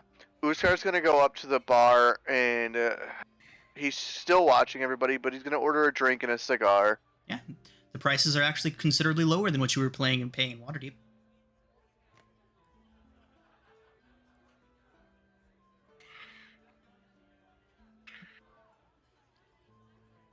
in Uskar's mind, he hears, I'm just going to listen in and try to give you occasional tips on questioning, since you're more the investigator than I am. And I'm going to telepathically communicate to you guys that I'm going to sit in the shadows. Right? You want to borrow Uskar's cloak and smoke a pipe and be Aragorn? Hell yeah. I'm a better Aragorn than you, I'm sorry. Uskar's just than all of you. All you're gonna hear from Uskar is like a harumph, like grunt, like acknowledging, but trying to be just indiscriminate grunt. And so after he gets the drink and the cigar from the barkeep, he's gonna do like the simple small talk. What's the specialty of this town? How is it living here? Yada yada yada. Well, I'm sure you saw him on your way in. Pretty much everyone here has at least a small farm functioning out of their properties, and if they're not they're not farming themselves, then they're here to support the farmers. I heard Lord he's messing it up on purpose. Oh, okay. Lord, there's a lord that just recently moved here. Started with a V. Vialis of Yellowcrest. Yeah, I know him. What's your business with him? Friends I just of his? heard. I wouldn't say that. I just heard he moved here, and you don't seem too happy about that. He kind of looks around, takes stock of who's here. You see Uskar as he's doing that, kind of just slip a gold and just lay it on the counter. He slides it back to you and he says, "That's not necessary around here, son. I appreciate the gesture, though, but we live just fine." And Alistair, you would have, as he was looking around, you would have gotten a distinct... You're still checking his surface thoughts, right? Mm-hmm. That's all I'm doing, surface thoughts. Yep. So you would have gotten him looking around, and then a bit of relief. He did not see what he was looking for, and that comforted him. So he leans in, says, "You wouldn't know it by looking around here, but I would say that guy's up to no good. Everyone around here just sees some old widower down on his luck, had some hard times, but Ever since he got here all those years ago, he's been here for several years. He says, it's ever since he got here all those years ago, I ain't never really trusted him. Always rubbed me the wrong way, and when news of his family dying got to us, stank to high heaven to me. Most people around here seem to love him, though. Mayor certainly won't do any looking into him. I've heard some rumors and tales about his family too. It just nothing seems right about it. Make a persuasion check, Uskar. Oof. Can I be giving him assistance because I'm feeding him information? Sure.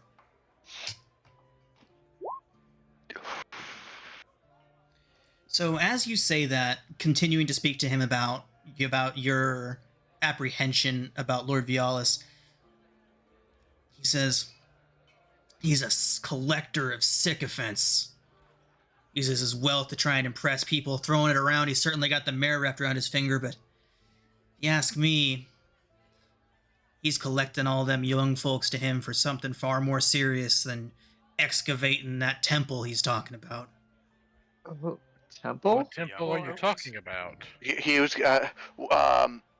where would his home and temple be located? Well, his home's here in town, but you wouldn't know it by looking at it. He hasn't been to the place in weeks. It's just around the corner there, and he gives you directions to a house here in town. Says, that temple, just follow the road out north of here. You can't miss it. Him and his lackeys are always there doing some sort of something or other. Digging or sometimes building stuff. I don't know. My youngest, young Fargo, he's one of those guys that went over there, and I haven't seen him more than an hour or two a week since. No good, I'm telling you. Corrupting the youngins. Doesn't sound like any good. Has he brought any other outsiders in with him? There's been a few. His business guy, what's his name? Fern, whatever. Yeah, that's him. He shows up every now and then. That one's definitely got the dour look about him. Okay. Any dwarves with him? He scratches at his head. Not that I can remember, no. Okay. And no recognition in his surface thoughts? None. Okay. Can other people in the bar hear this conversation going on? So yes, you can tell that there are some people kind of listening in a little bit, but they're all trying to look like they're not. Well, I'm going to be just going around checking surface thoughts for anybody who is looking like they're not paying attention, but really is. Okay. So you hear, the most thing that you hear this from a couple different people. Old Fargo better shut his mouth before he gets it shut for good. Things like that. Nobody's threatening to him. Anything. They're more concerned for old Fargo. What I was mostly trying to find out is I need to let somebody know type thoughts. Alistair, are you communicating like concerns to me so that I can like keep watch it? Okay, awesome. Every 6 seconds I can switch who I'm talking to, so perfect. And so I'm assuming Alistair would have said something to Uskar about these guys getting kind of uneasy. Uskar be like, I'm not trying to get you in any trouble. I'm just trying to find out. Like, I heard this guy. He was in. He for some reason left. Went Waterdeep and came here. I think that's strange. Why would you leave Waterdeep? First off, you don't got to worry about old Fargo, son. I ain't scared of that pompous old fancy dresser. You. Sometimes he won't hear anything from us. Yeah. I'm trying to think of how to word this. Is there, besides digging and excavating some temple, do you have any idea what his plans are or might be? I don't know for sure. The couple of times I've seen my youngest come through here, it's very hush-hush about it. Seems to really, really like that Vialis guy, but, you know, there's been a couple people that have come back to town and said that they're a bit unsure about it. But they must have changed their minds or something, because, you know, after coming to town once or twice, they'd go back, and they've been there since. Really, really, really, really strange question. Has there been any strange deaths lately? Deaths? By gods, no deaths. Just the kids going missing for a few days at a time before coming home. Okay. Are they this? Do they seem the same? Are their personalities changed at all? Well, now that you mention it, Kara's young girl. She came back maybe 2 or 3 days after heading up there. Yeda her name is. She went up there and then she came back and she seemed a bit uneasy about everything.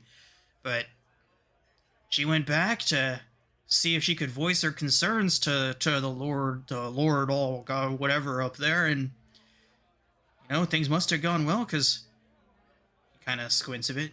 You know, I haven't seen her back since. Uskar kind of raises one eye. He looks at you, he's like, yeah, I'm starting to see it here. You think he might be up to no good up there, do you? You said the mayor was in his pocket. Does the mayor go up there, or does the mayor stay in town? She stays in town, but I can tell you she's added 2 whole new rooms to her mansion since that lord got here. Is that her big place over there up the hill a little bit? The only big place in town, yeah.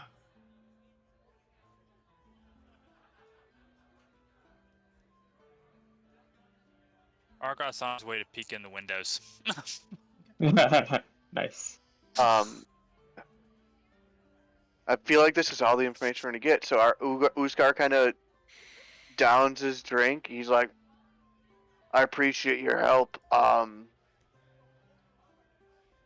We might be coming in and out of here a little bit. Can we get some places to stay? Be able to shelter if we need to." Sure thing, I got some rooms upstairs. It's only 5 copper a night. 5 copper would be 5. That's half the silver piece. Half a silver, thank you. He's like, he just hands him 3 silver. He's like, I'm not sure how long, but here's 3 silver. Not a problem. I'll mark you down on credit here. Alright. Alright. Yeah, Uskar kind of looks at anyone else that did you think of anything else? So, I did have one question. You said the youngsters, like your kid, they go out to that temple and they stay for days on end? Yeah, in some sort of archaeological project he's got them involved in up there. They have a campsite right outside the grounds. Tents and stuff, and he nods. Okay. About how far outside of town is it? Oh, not far. Follow the northern road about 4 miles. You can't miss it. Okay. I'm a bit of an amateur archaeologist myself. I might be interested to see what they're doing. You betcha. If you see young Fargo over there, you tell him I'm worried about him. He can get his ass back here. I will do so. Aw. Right. What time of day is it? Midday. Probably 1 or 2 in the afternoon. Okay. Do we want to send some of our stealthy characters to attempt to scope this place out? Clink, clink, clink, clink. Yeah. We have an invisible Argoth. Yes. Oh yeah, we do. I definitely have an invisible Argoth I can send on a recon mission. On a round trip. I do also, if we want anyone else to go with Argoth, one of the items that I have infused, if anyone needs to utilize it, is a Cloak of Elven Kind. I have my own. Thank you. Uskar would definitely not. Daylight, though, but... You're sort of druid fighter probably wouldn't be the one to send out there. I could do Clank, it clank, clank. if you want. No, his armor's not even metal, so it'd be like clunk, clunk, clunk. Mine doesn't have any disadvantage on a stealth on a saving throw, but my stealth is also just a +2. Cloak would give me advantage, but I know that we have some who have a better stealth than I do. Yeah, So- I think Rigel is our best bet. Right? Argoth, Yeah. Argoth is invisible. He'll go. Period. If anybody else is going, he'll just he'll be flying air cover and stuff like that. Rigel. I have a +5 and advantage on stealth. I mean, yeah, you're a better scout than I am. Probably less likely to incur trouble, right? Hmm. I mean, I'm very good stealth, but Can you cast Pass Without Trace? Or Uh-huh. maybe just give him this. I sure can. I think we send Argoth and make Rigel invisible, because then he'll have advantage on his stealth checks. And he can cast Pass Without Trace, so he doesn't make a noise. Like, we could do the whole kit caboodle there. I mean, if we go that route, I mean, Stack everything. we are doubling, tripling, quadrupling. We can use Pass Without Trace to get the entire party there stealthily. Yeah, 100%. But what I'm thinking is you and Argoth can do a not infiltration, just a Recon. at range reconnaissance. Well, let's just send Argoth to do that, right? And I don't have to wait. Yeah, that's fine with me too. Okay. Yeah. So Argoth will be doing a round trip. He'll spend probably about 10 or 15 minutes on station before he comes back. Okay. What are y'all doing in the meantime? How long would it take Argoth to get 4 miles? Just a couple minutes, right? Let's see.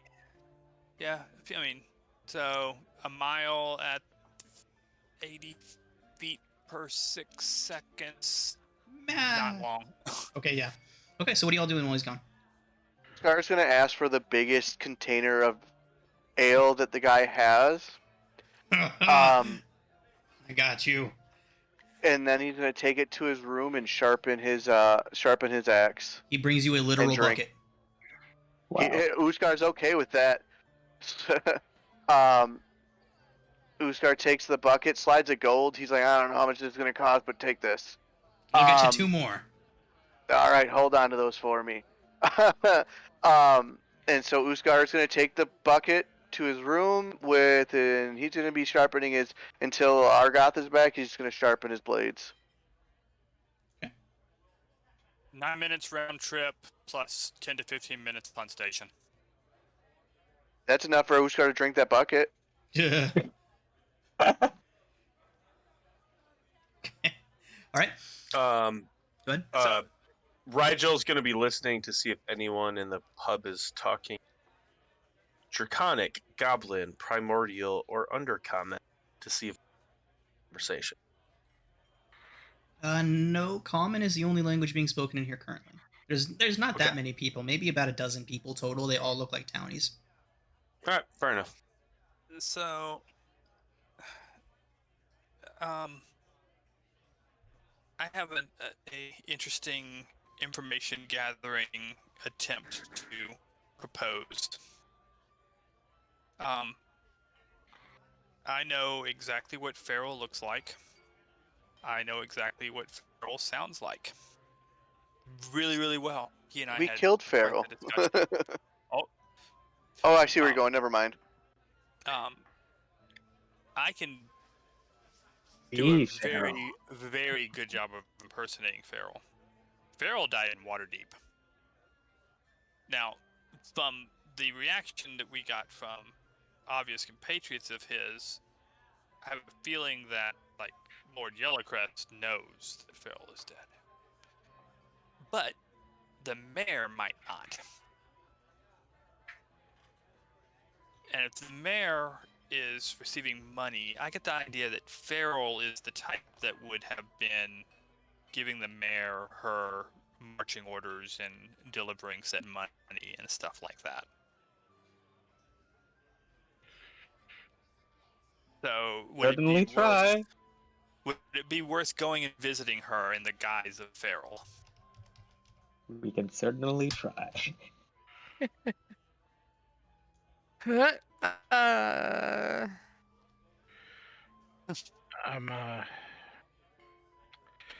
There is one thing I would like to do before we venture too far.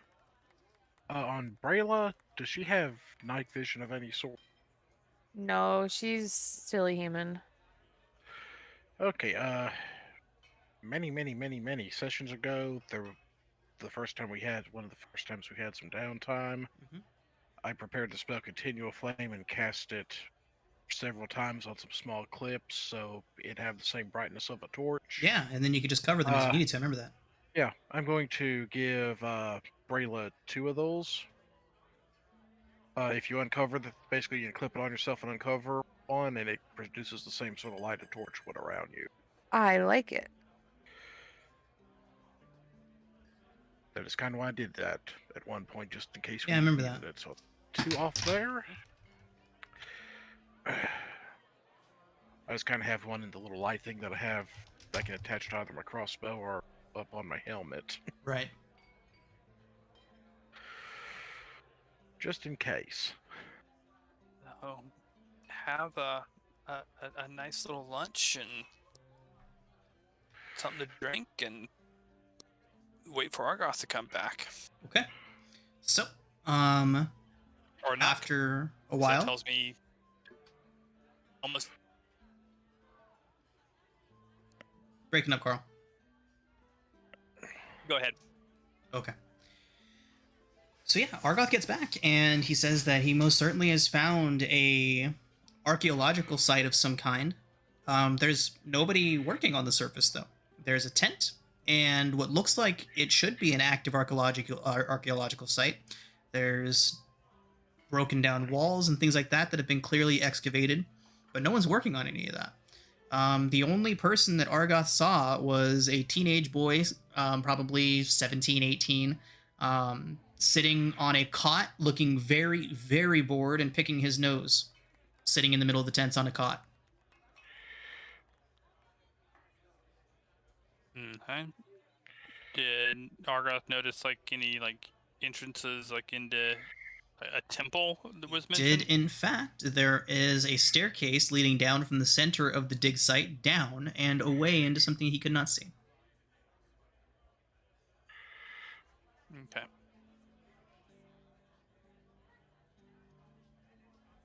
Well, it sounds as if this could be the somewhat pressing to actually try to see what's going on there, I suspect. Unless we're just dead set on attempting to visit the mayor, but I'm not gonna say dead set. Last time we delayed going to a temple where people were trying to do stuff, we arrived too late and had to fight an anathema. that's kind of what that's kind of worried about. Do we wish to proceed directly to this site to see what information we can get? Yeah, let's do it. Possibly put it. Let's go. Oh, let's go to the temple. I'm for that. I vote for Okay. that. I don't give Temple a shit. time. Yeah, Uskar would be. Yep. He had to finish his bucket first, though. I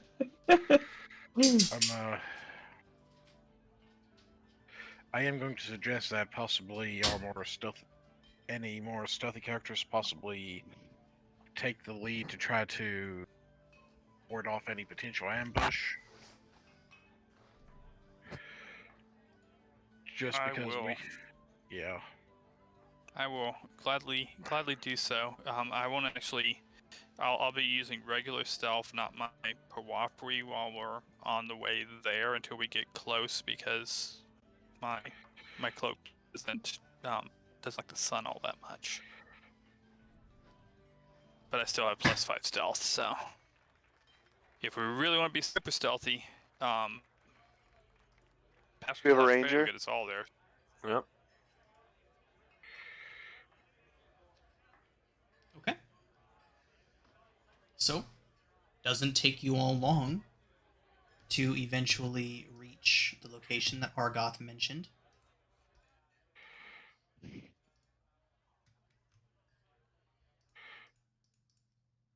And yeah, doesn't take you all long to reach that area. And then you do see the tents and whatnot. There's the grove that Argoth saw earlier, gnarled scrub trees, and then a half-fallen stone tower. Closest to the road, as you all approach, before you get too close, you would see a collection of rough workers' tents, piles of timbers. You can see tools scattered around that show the site appears to be under construction. Though, as you're looking at it, Uskar, why don't you go ahead and make a perception check using your stone cunning? That means. You just get advantage on the roll, I believe. Or do you get to add something to it? Stone cunning. It's I double my proficiency. Okay. So I would have 25. Ah, sweet. Okay. Uskar, it's very obvious that construction started months ago and then abruptly stopped. It looks like they tried to just make it look like they were working on it. Nice. You all hear a bellowing yawn come from somewhere amid the tents. What? Can I give a Don't be pickles. my- Don't be pickles. Don't be pickles. with my passive percept? I get a general idea of where that's from. Yeah. It looks like it sounds like it's coming from the far end of the campsite. Likely to be the teen that Argoth saw.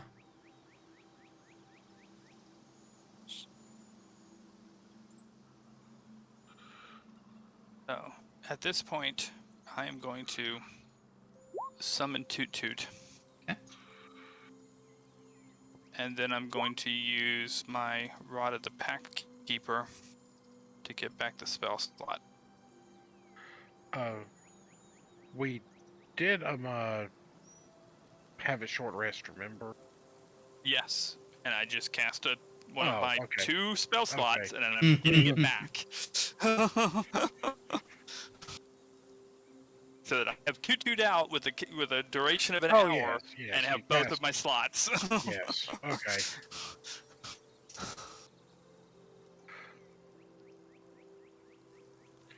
Yes, I forgot Tutu was summoned via spell. My apologies.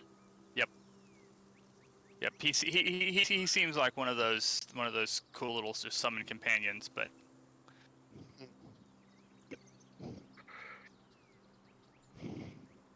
Alright, what are we doing can here? we reach the entrance to the temple that Argoth saw without going close to where the person is sleeping?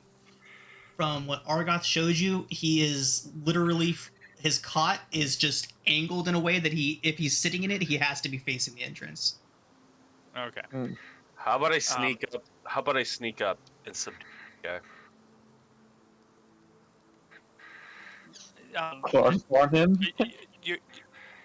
What are you gonna do to him? Knock him out. How about we just? How about I get close to him and I suggest that he needs to rethink his life and go home? I mean, okay. I prefer a more physical, but yes. If that doesn't work, you can knock him out. Promise? Promise. Cross my swear? heart. Pinky swear? I can butt. Okay, just turn the rapier around. Just hit it. Amy gives you a pinky swear. Oh, God. Alright, let's get stealth checks from both of you. And I am wearing my Pawafi at this point. Yeah.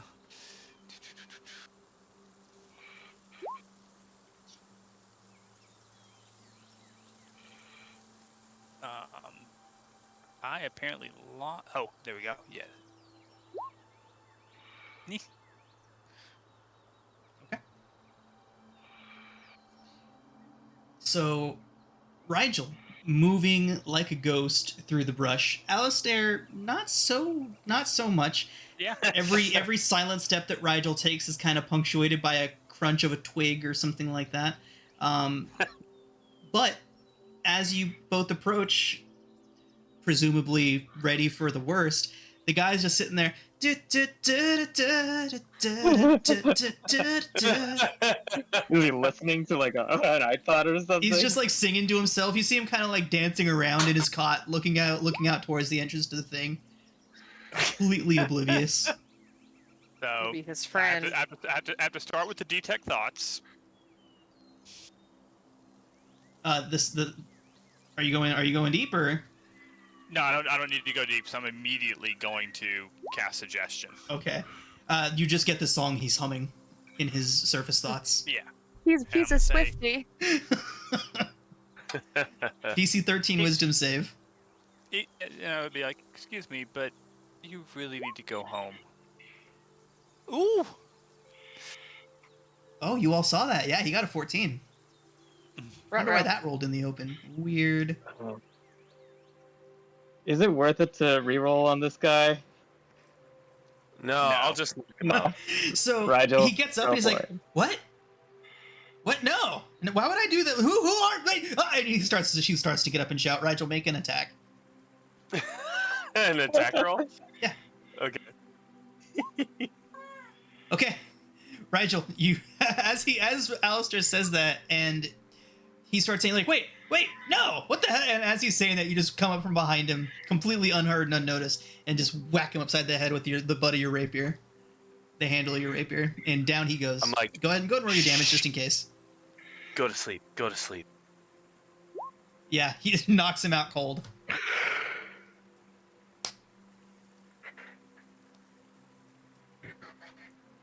Excellent. I'm up. Do we notice if any extra noise or anything, if anyone heard him being loud? Make a perception check. Okay. You do not hear any additional movement or sound coming from the hole that he was watching. Perfect. In we go. Let's go. I'll tuck this nice boy in. Fluff his pillow. Put him down. While all this is going on, I would like for my character to have been trying to ritually do a detect magic, if that. Fantastic. What's the range on detect magic? It's only 30 feet, right? 30 30. feet, and it lasts for 10 minutes. 10 minutes. 10 minutes. And yeah, so as all that's going on, just before you would finish up, just before Rigel and Alistair give you the all clear, and you do not detect any magic in the vicinity of the camp. Okay. Not within 30 feet of the camp. Uh-oh. Can anyone hear? Yeah, we got you. Yeah.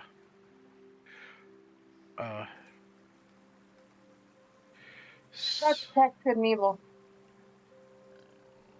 Also a 30-foot range, correct? 60 foot. 60 foot.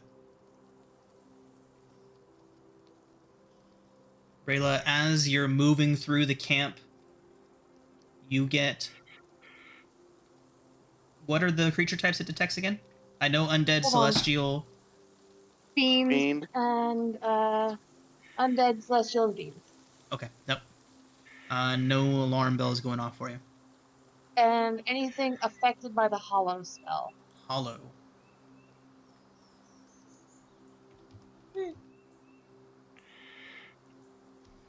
And that includes celestials, elementals, fiends, undead. Nope. Okay.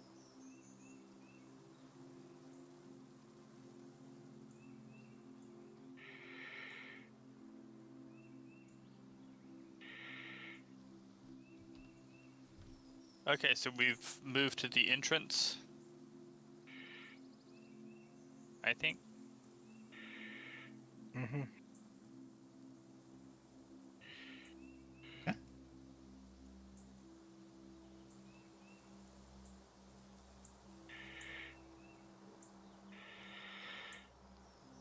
So what do y'all want to do? Go in. Yes. As stealthily as possible. If you all want to Margot go down is- stealthily, we'll get a group stealth check from everyone. Oof. Pass without trace is still on. I don't think it was ever put on. Yeah, he never rolled that he never clicked that. he No, cast I it. was. Was that decided that I should take that?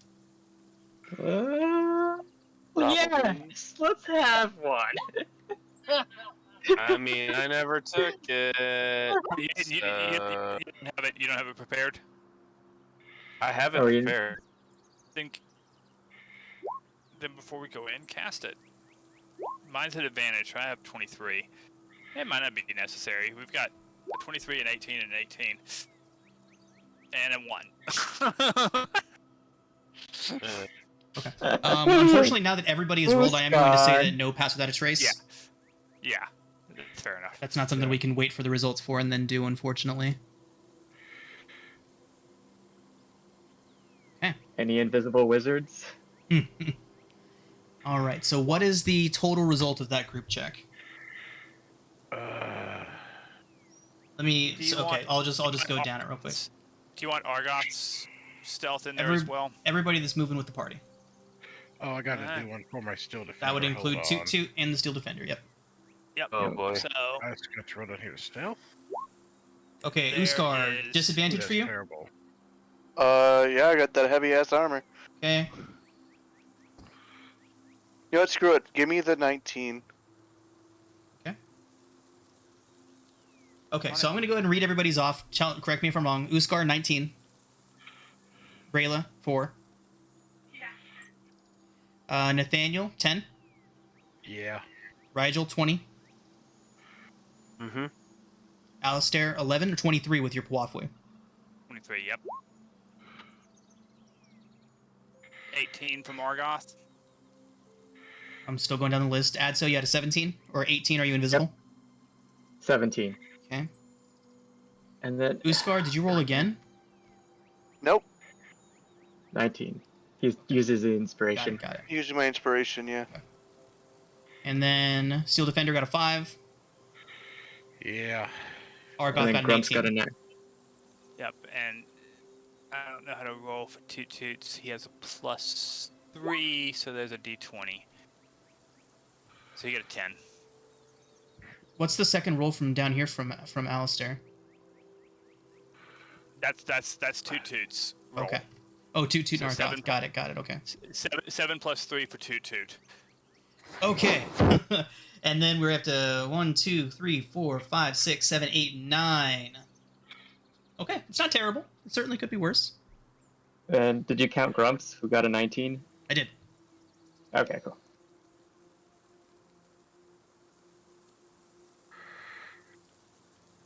Okay.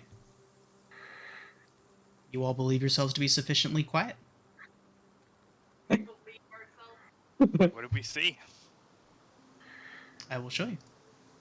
As you all make your way down into the hole, the stairs descend for quite a distance. You can see that they at least go for 40 or 50 feet before in front of you it opens up into an antechamber of worked stone.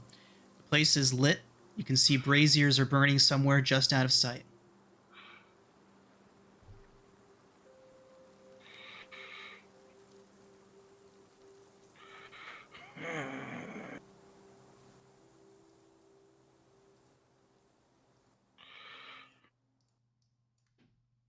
Is Argoth there and I just can't see him? Oh, nope, I don't or- have Argoth on the board. You can grab him.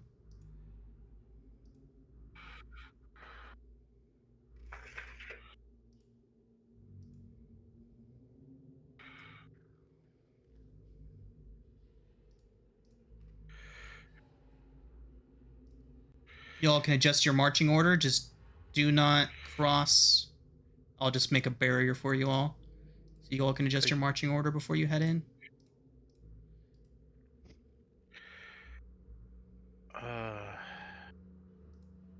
I am okay where I'm at, unless folks want me to do some.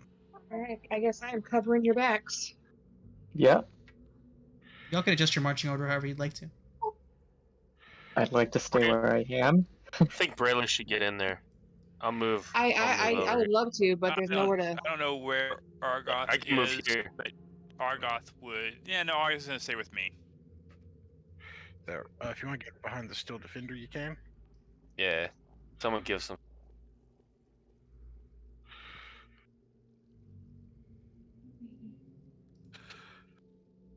Feeling very much bunched in a line. Perfect for a lightning bolt.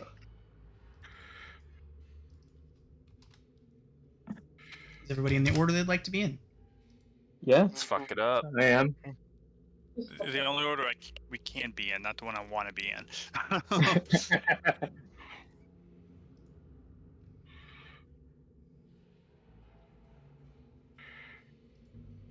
So the path ahead of you opens up into that antechamber. You can vaguely see a pair of braziers flanking either side of the wall. You can see pillars in the room, standing in 2 rows. I would like to send Argoth to right here. I can't find his token. He's underneath somebody.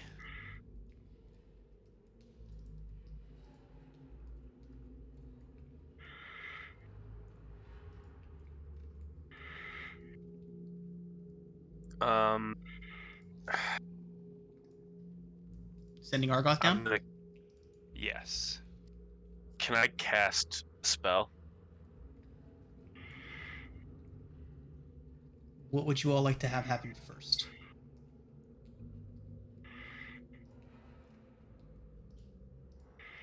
He can cast first. Okay. What spell are you casting? I'm gonna cast Bless. Okay. Cast at second. And I will hit.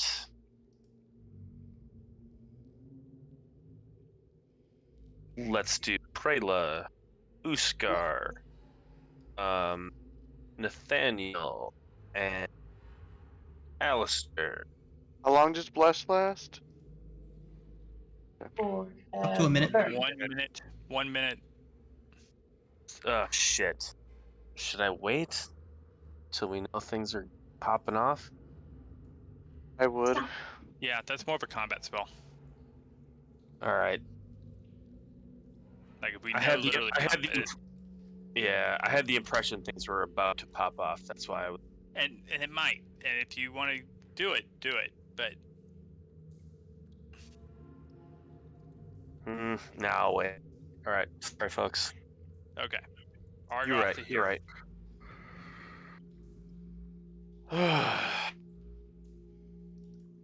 Argoth makes his way down. And the first thing that you see is Argoth. Well, you can't see him, can you? Only Grumps can see him. Yep. I know where he is, Okay. and I can see through, and I'm seeing through his eyes at the moment. He makes it to right there. Looks to the left. Is his Sees a token on the cultist. screen? Looks to the shit. right. Sees a cultist. Looks up just in time to see a tentacle smack him in the face for 12 piercing damage. Oh!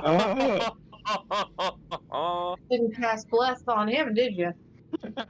Okay, I was looking through his eyes, so, but I still don't see him. So We didn't bring him out because can he survive 12 piercing?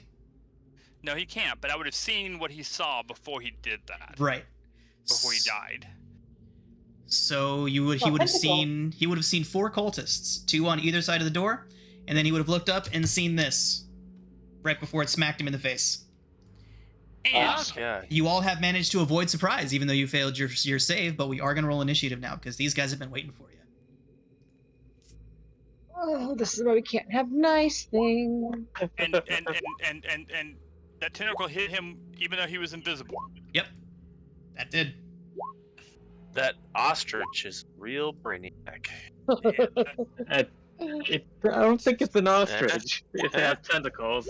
Tentacles. It was a grick.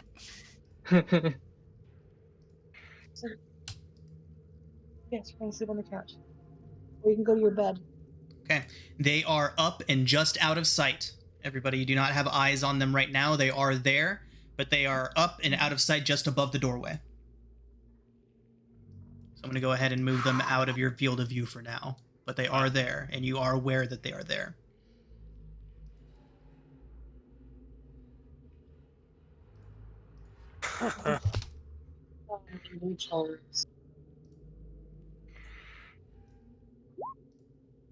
If y'all want to, like, hold your space, I can make them all glow.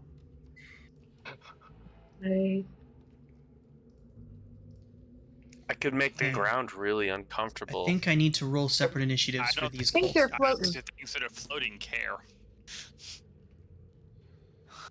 Put down your toy. Okay.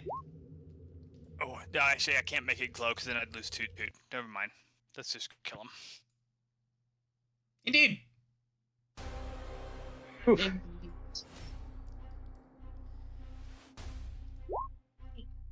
Rigel, you get to act first.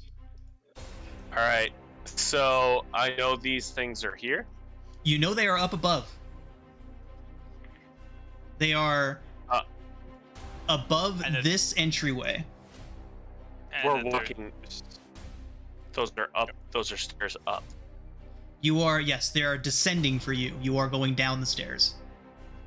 Oh. And then once you're in the room, up above where we can't see, are the two things with tentacles. And then where are the cultists? And there's cultists Flanking the to door, right. just out of sight. But I know all that's there. Yep. Yes, because I just told you.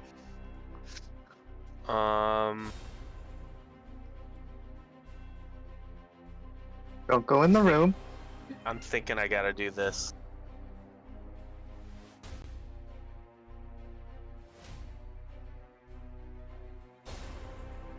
Yeah. What do we got? Spike growth. Nice.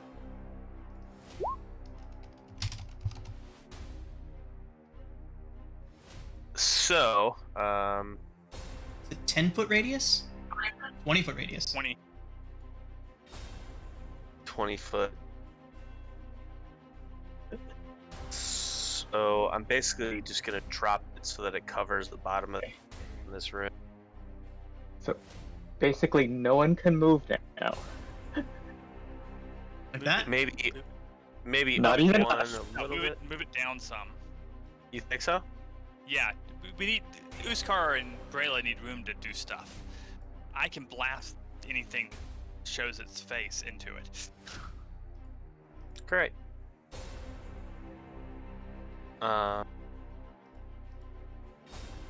So yeah, that's what I'm doing. Okay. And so. Okay, so we've got an enclosed room. So why not just fireball the whole room? Does Fireball have any impact on spike growth? None. None, sweet. So will that get the grells because it goes up as well? Yeah. Yeah. Or So bricks 20, or whatever they are. Let me grab that fancy Fireball token. Cover the exact same space as the spike growth. Yeah.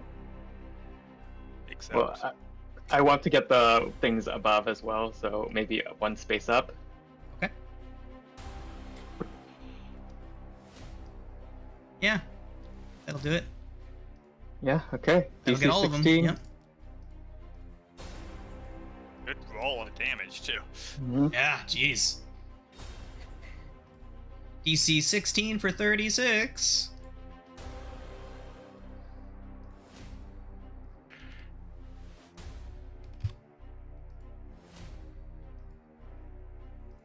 Five fives and one six. Oh my god, one save. One save. And it doesn't even matter because he's dead anyways. Nice. Oh, Jesus. It's wasted a spike growth.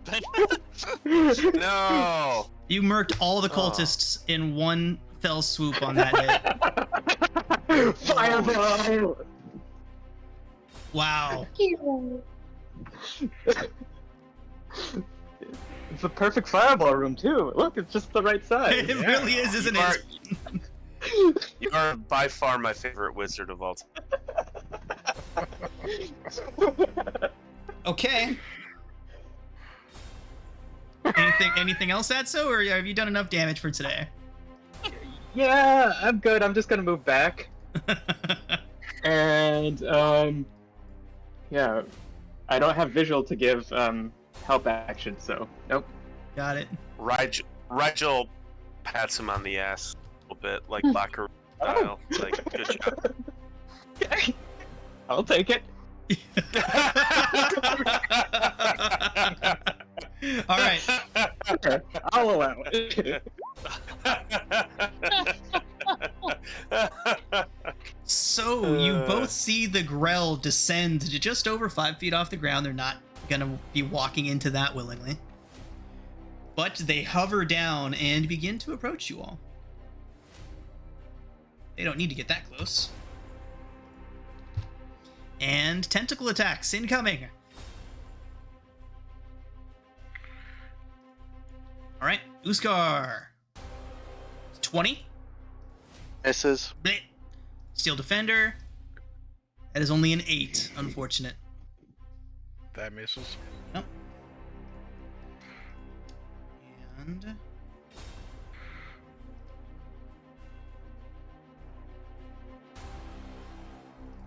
yeah, they're gonna close. Get their second attacks in. Uskar 22 with the beak. Yeah.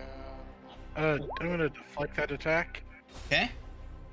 Disadvantage is only a 15. Attack to the Steel Defender with the beak is only a 9 to hit. Alright, brings us to Brayla. Lock him up. Can Brayla do anything with people in her way? I mean, you could throw a javelin, or you can move past them, but you'd have to get past the Grells too. In Baldur's Gate, you let us move into someone's space, attack, and move back. Hold on. Were they right in front of me when they attacked? I was so confused. I thought they were a step away. They moved closer to make their second attack. Oh, then they're. I'm gonna repost. Okay.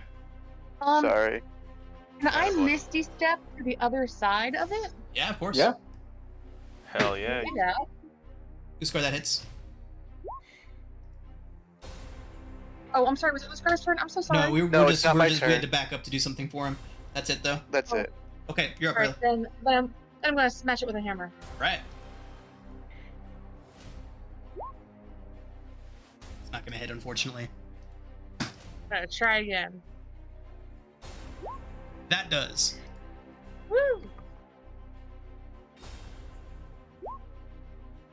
Okay, for 12. And that's all I got at the moment. Scar. Yep, your turn, Scar. Pokey, pokey, pokey. 23 hits. Okay. Oh god, nope, that didn't happen. I accidentally typed in a third digit. 130 did it? 150. Yeah, I did 155. 150, yeah. Attack number 2. Hit. Another 15. 15. Nice. Okay. And then that is going to be his turn. Daniel? Nathaniel, considering if he can't really push past everybody, is well,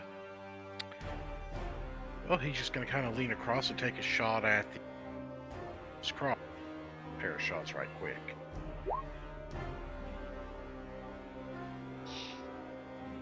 Take that sessional. 14 does hit. I think I'm gonna try to save that session. In case I need it. Wow. Late. So... Oh wait, actually, as late as it is, I'm Yeah, gonna we go ahead. only have a few minutes left. Yep. Yeah. I was gonna say. Okay. Okay, Yeah. so another 4. 10 on that, and we'll take a second shot. 15 hits. 15 kills. Max damage. Crush. And the Steel Defender to try to smack the one. Yeah. 17 hits. Okay. 4 force damage.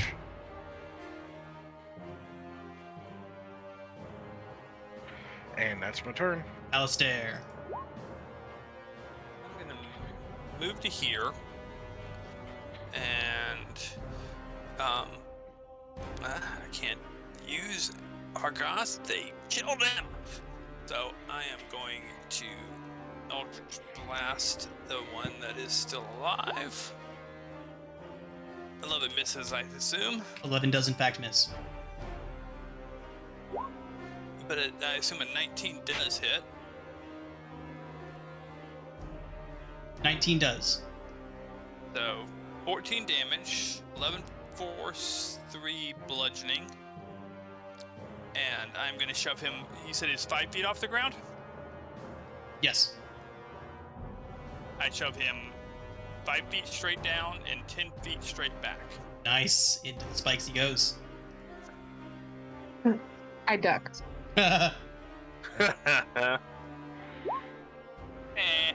3. Was the damage total? 6 off the first one, 9 off the first one, 11 off the second? The 6 didn't hit, so Okay. 11 plus 3 is 14 plus 3 for the spike growth. Okay. So 17 total. Okay. And then Toot Toot will Nice. run down to here and then face step to right here. And attack with his short sword. That's a hit. 5 for 14 piercing and 4 force. That does take him down. Holy shit. And does Toot Toot see anything else? Nope. Okay. Okay. I like that you When you- summoned a Pokemon who can only say his own name. I like how I summoned a 2nd level spell for 3 damage. Mhm. What's 4 HP? 3. Crushing it. Crushing it. Crushing it. I mean, the fireball kind of stole your thunder. Yeah. Sorry to steal your thunder. Just wanted this to be It over. It seemed like a super cool idea at the time. Yeah, it wasn't a bad one. Oh my. Live. Are you we live and learn. gonna drop the concentration on that spike growth there? Yeah. Okay. I'll do. Just checking. Nah. No, I just push Adso into it just a little bit. Oh, I'll allow it. You being the favorite didn't last very long, did it? I'm kidding. I love him. So before we continue, Alice, Carl, you brought up a good point. I do allow that in one of my games. I actually haven't extended it to any other games yet, but as my general rule is that if I do it for one game, I do it for all games. I need to make a decision on that. Allowing a player to step into another player's spot, make an attack, and then step out. Generally, the idea behind that is as long as you're not ending your turn in another player's space, you can step into a space and make an attack. Other DMs in the group, what do you think of that? I don't allow that in my games. I just Not a do DM, but I like in our that. Baldur's Gate game. Right, I know So- as a player you would like that, but I'm As checking a for player, I balance. love it. As a DM, I don't allow it. It's I don't like that. I'm not a DM, and I've only been for like a fraction of the time y'all have. But like, I think that would be at least a disadvantage attack or something to occupy someone's space. But see, Well, my they And can- thought. remember, guys, if I'm we even- can do it, even- so can the bad guys. But here's my thought Yeah. process. It's a 5-foot square. None of us are gonna fill up an entire See, 5-foot I am square. inclined to agree with that logic. Like the make it Where make I sense thing makes sense there. Where But, I can like- easily step slightly to the side in my 5-foot square to let someone stand there for a quick second, swing a sword, and then step back. Eh, My I don't like argument. Here's So, my if- argument. if- Well, if- here's if- my argument. If it's allowed when the character steps back, the enemy should get an attack. That Well, yeah, tracks. that too. That 100%. with me. That's true. okay. So- So obviously, I'll let you go in a second, Carl. But so what I'm hearing so far is, if we do allow it, we allow opportunity attacks when the player steps back out of that square, and of course the enemies would also be able to take advantage of the same mechanic. So go ahead, Carl. I Yeah. just want to make sure we're all on the same page so far. Okay, so the No, argument fuck I heard that. for is it's a 5-foot space and a person doesn't take up 5 feet of space. So I have a view on this that a lot of people don't have, because I've actually done medieval armored combat. And a person who is fighting sword and shield, for instance, while, yeah, when they're standing still, they only take up about 2.5 feet of width. In reality, they take up a 5-foot square. Right, because of their motion, just the general. Yeah, you're not standing yeah. still in a fight is basically what you're getting at.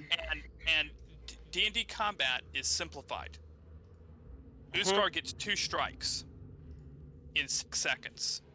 In reality, I am a novice at medieval combat, and I throw about a shot every 0.6 seconds. So in 6 seconds, I throw about 10 shots if I That's why go I- into a flurry. That's why I hate the dual wielding mechanic. Oh, if I'm fighting Florentine dual wielding, I throw about 14 shots. Flurry. Okay. Well, I So, don't think and that we the- should be the offici- rewriting rules right now. What was that? I'm okay either way. I Yeah, was let's just go giving my ahead and opinion. let's go ahead and cross that rule off for now as a homebrew rule that got tried and is likely to not be used anymore. Yeah.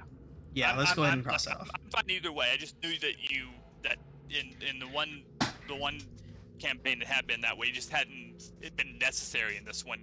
Right. And I do try to make it so that if I make it a rule in one game, I make it a rule across all games, specifically for this reason, Carl, since there's players that play in multiple games. I don't want y'all to have to be switching, like, which game am I allowed to do what in again? Like, So let's go ahead and take it off the table for now. I'll look into I never it know what I'm more. doing. I'll look into it more and see what other DMs, see if there's any rulings on it on Stack Exchange, and then we'll take it from there. But for now, it's off the table. Yep. Okay. Dropping out of initiative. See to touch everything. Well, it seems that they were expecting us. Or maybe they're Moving just, down. they're just. Targeting an invisible imp.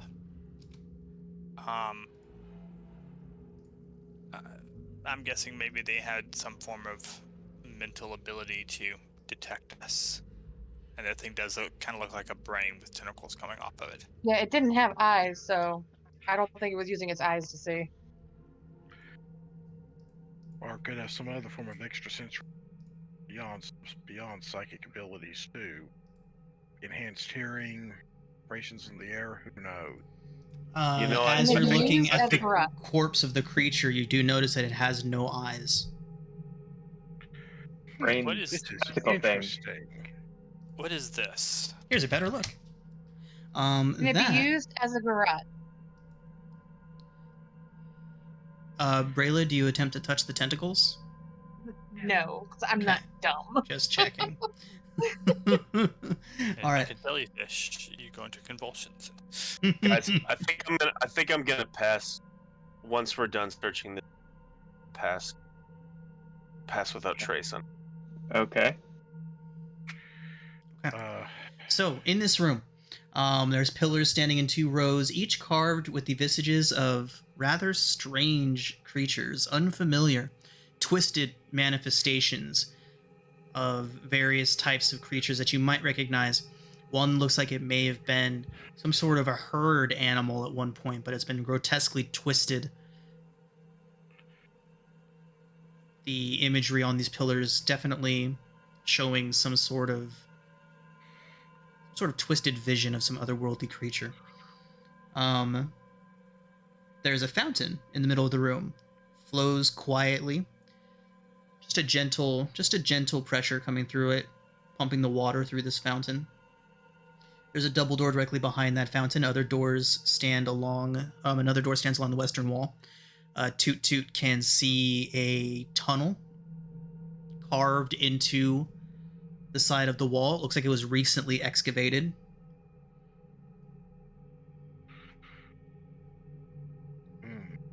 DM, what am I seeing in this room over here, the west? Rigel, that appears to be a study of some kind. Bundles of papers, diagrams, scrolls, books scattered on a desk and across the floor. It's lit by 2 glowing crystal spheres on a shelf on the north wall. Ooh, spheres. Nathaniel, are you still detecting magic? Has it been a full 10 minutes yet since I cast? I don't think so. I think so. Detect magic from up top? I don't think so. Then it should still be going because I haven't cast any other spell that would concentration, so it should still be active. Is there an aura of any sort of magic on anything that I can wander and looking?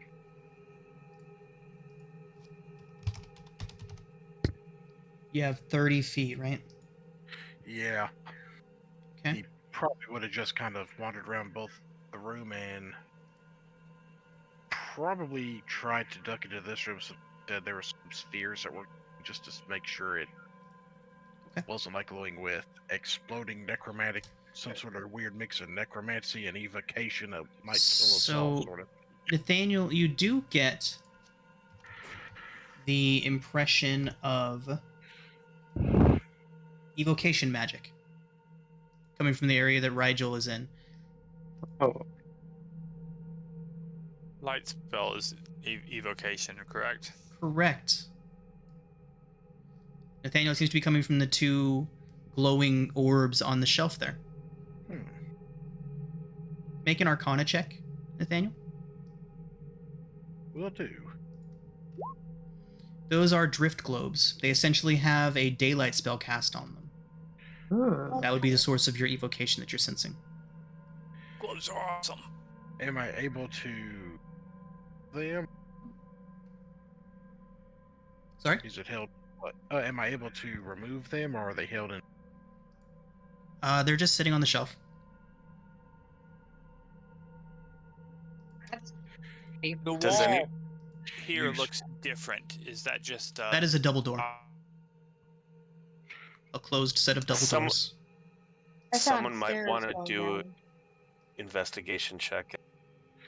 Yes, I was gonna say I also wanted to kind of investigate the papers, see if it said anything about what was going on. Okay, go ahead and make an investigation check. Nice. Nathaniel, as you're searching around in there, searching through the papers and whatnot, you do find some interesting things. Oh. You see some paperwork that says paperwork about Lord Vialis's business dealings, more paperwork that seems to be permits for the renovation of this place. Not necessarily permits, but like requests to turn this into an official holy site, things like that. As you're searching through, you also see a picture that looks very much like Uskar. You've shown them imagery of your brother, correct?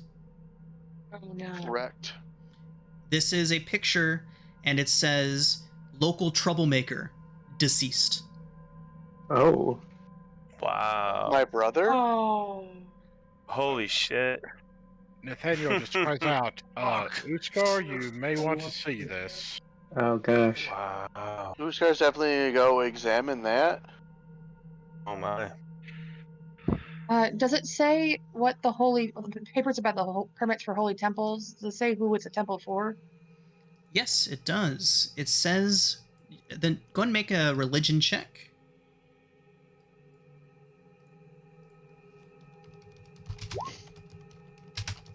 Okay. Want me to make the check? Can also toss a flash of genius. Up it by 4 points if that helps. To turn that into a 16.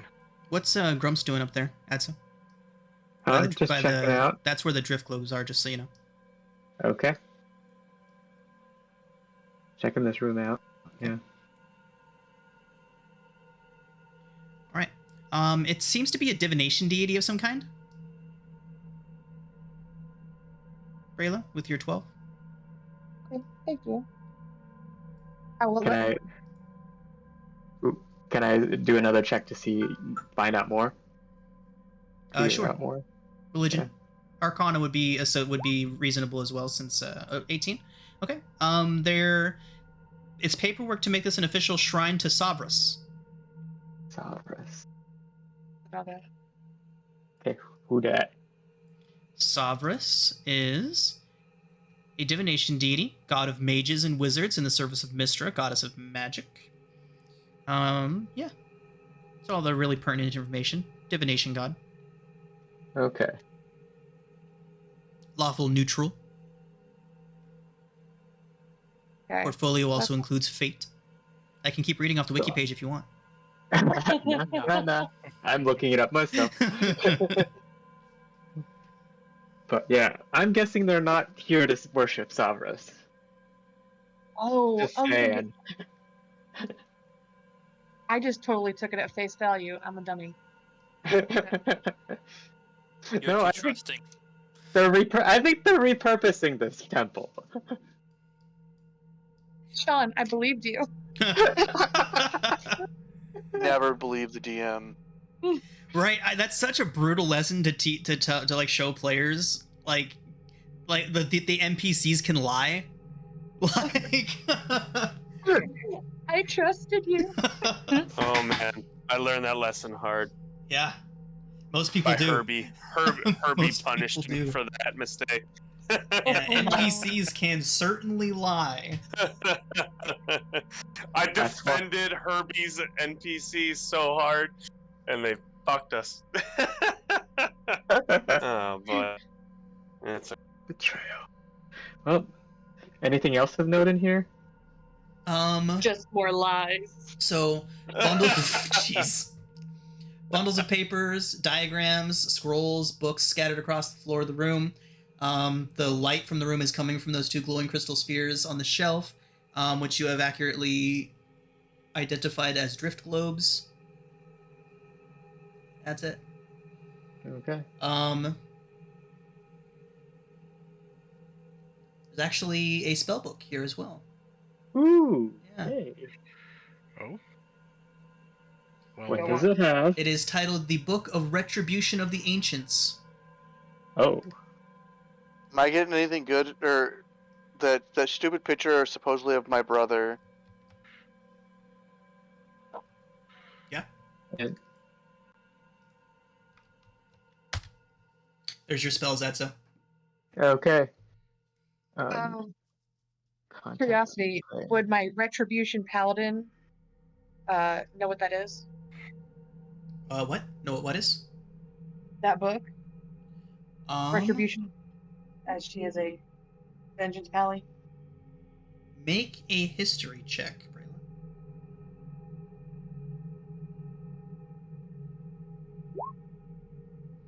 I would say that you've heard of it. It is mainly concerned with the summoning of otherworldly beings. Ruh-roh. I'm gonna let them know that, but they're summoning something. The book as well. Sarah's gonna pull the book out and see if the journal, and see if that same symbol's in that book. It is. We're gonna want to take that book back to Candlekeep, assuming they unlock the doors and let us in again. Bold assumption. I'm guessing Snape and Dumbledore are just decking it out and having their duel. Snape kills Dumbledore. Page 526. 652. Toot Toot's gonna look a little bit further down this tunnel. I think I'm going to try to snag the drift globes because that could be useful. Are they in the wall? Braylon, They're just on a shelf. Okay. Braylon and I have dumb human eyes, so some light is never a bad thing. This is true. I appreciate you thinking of me. I'll take one and I'll give you one because you never know. Nathaniel, as you lift the drift globe off of the shelf, the floor drops out from beneath you. Oh shit.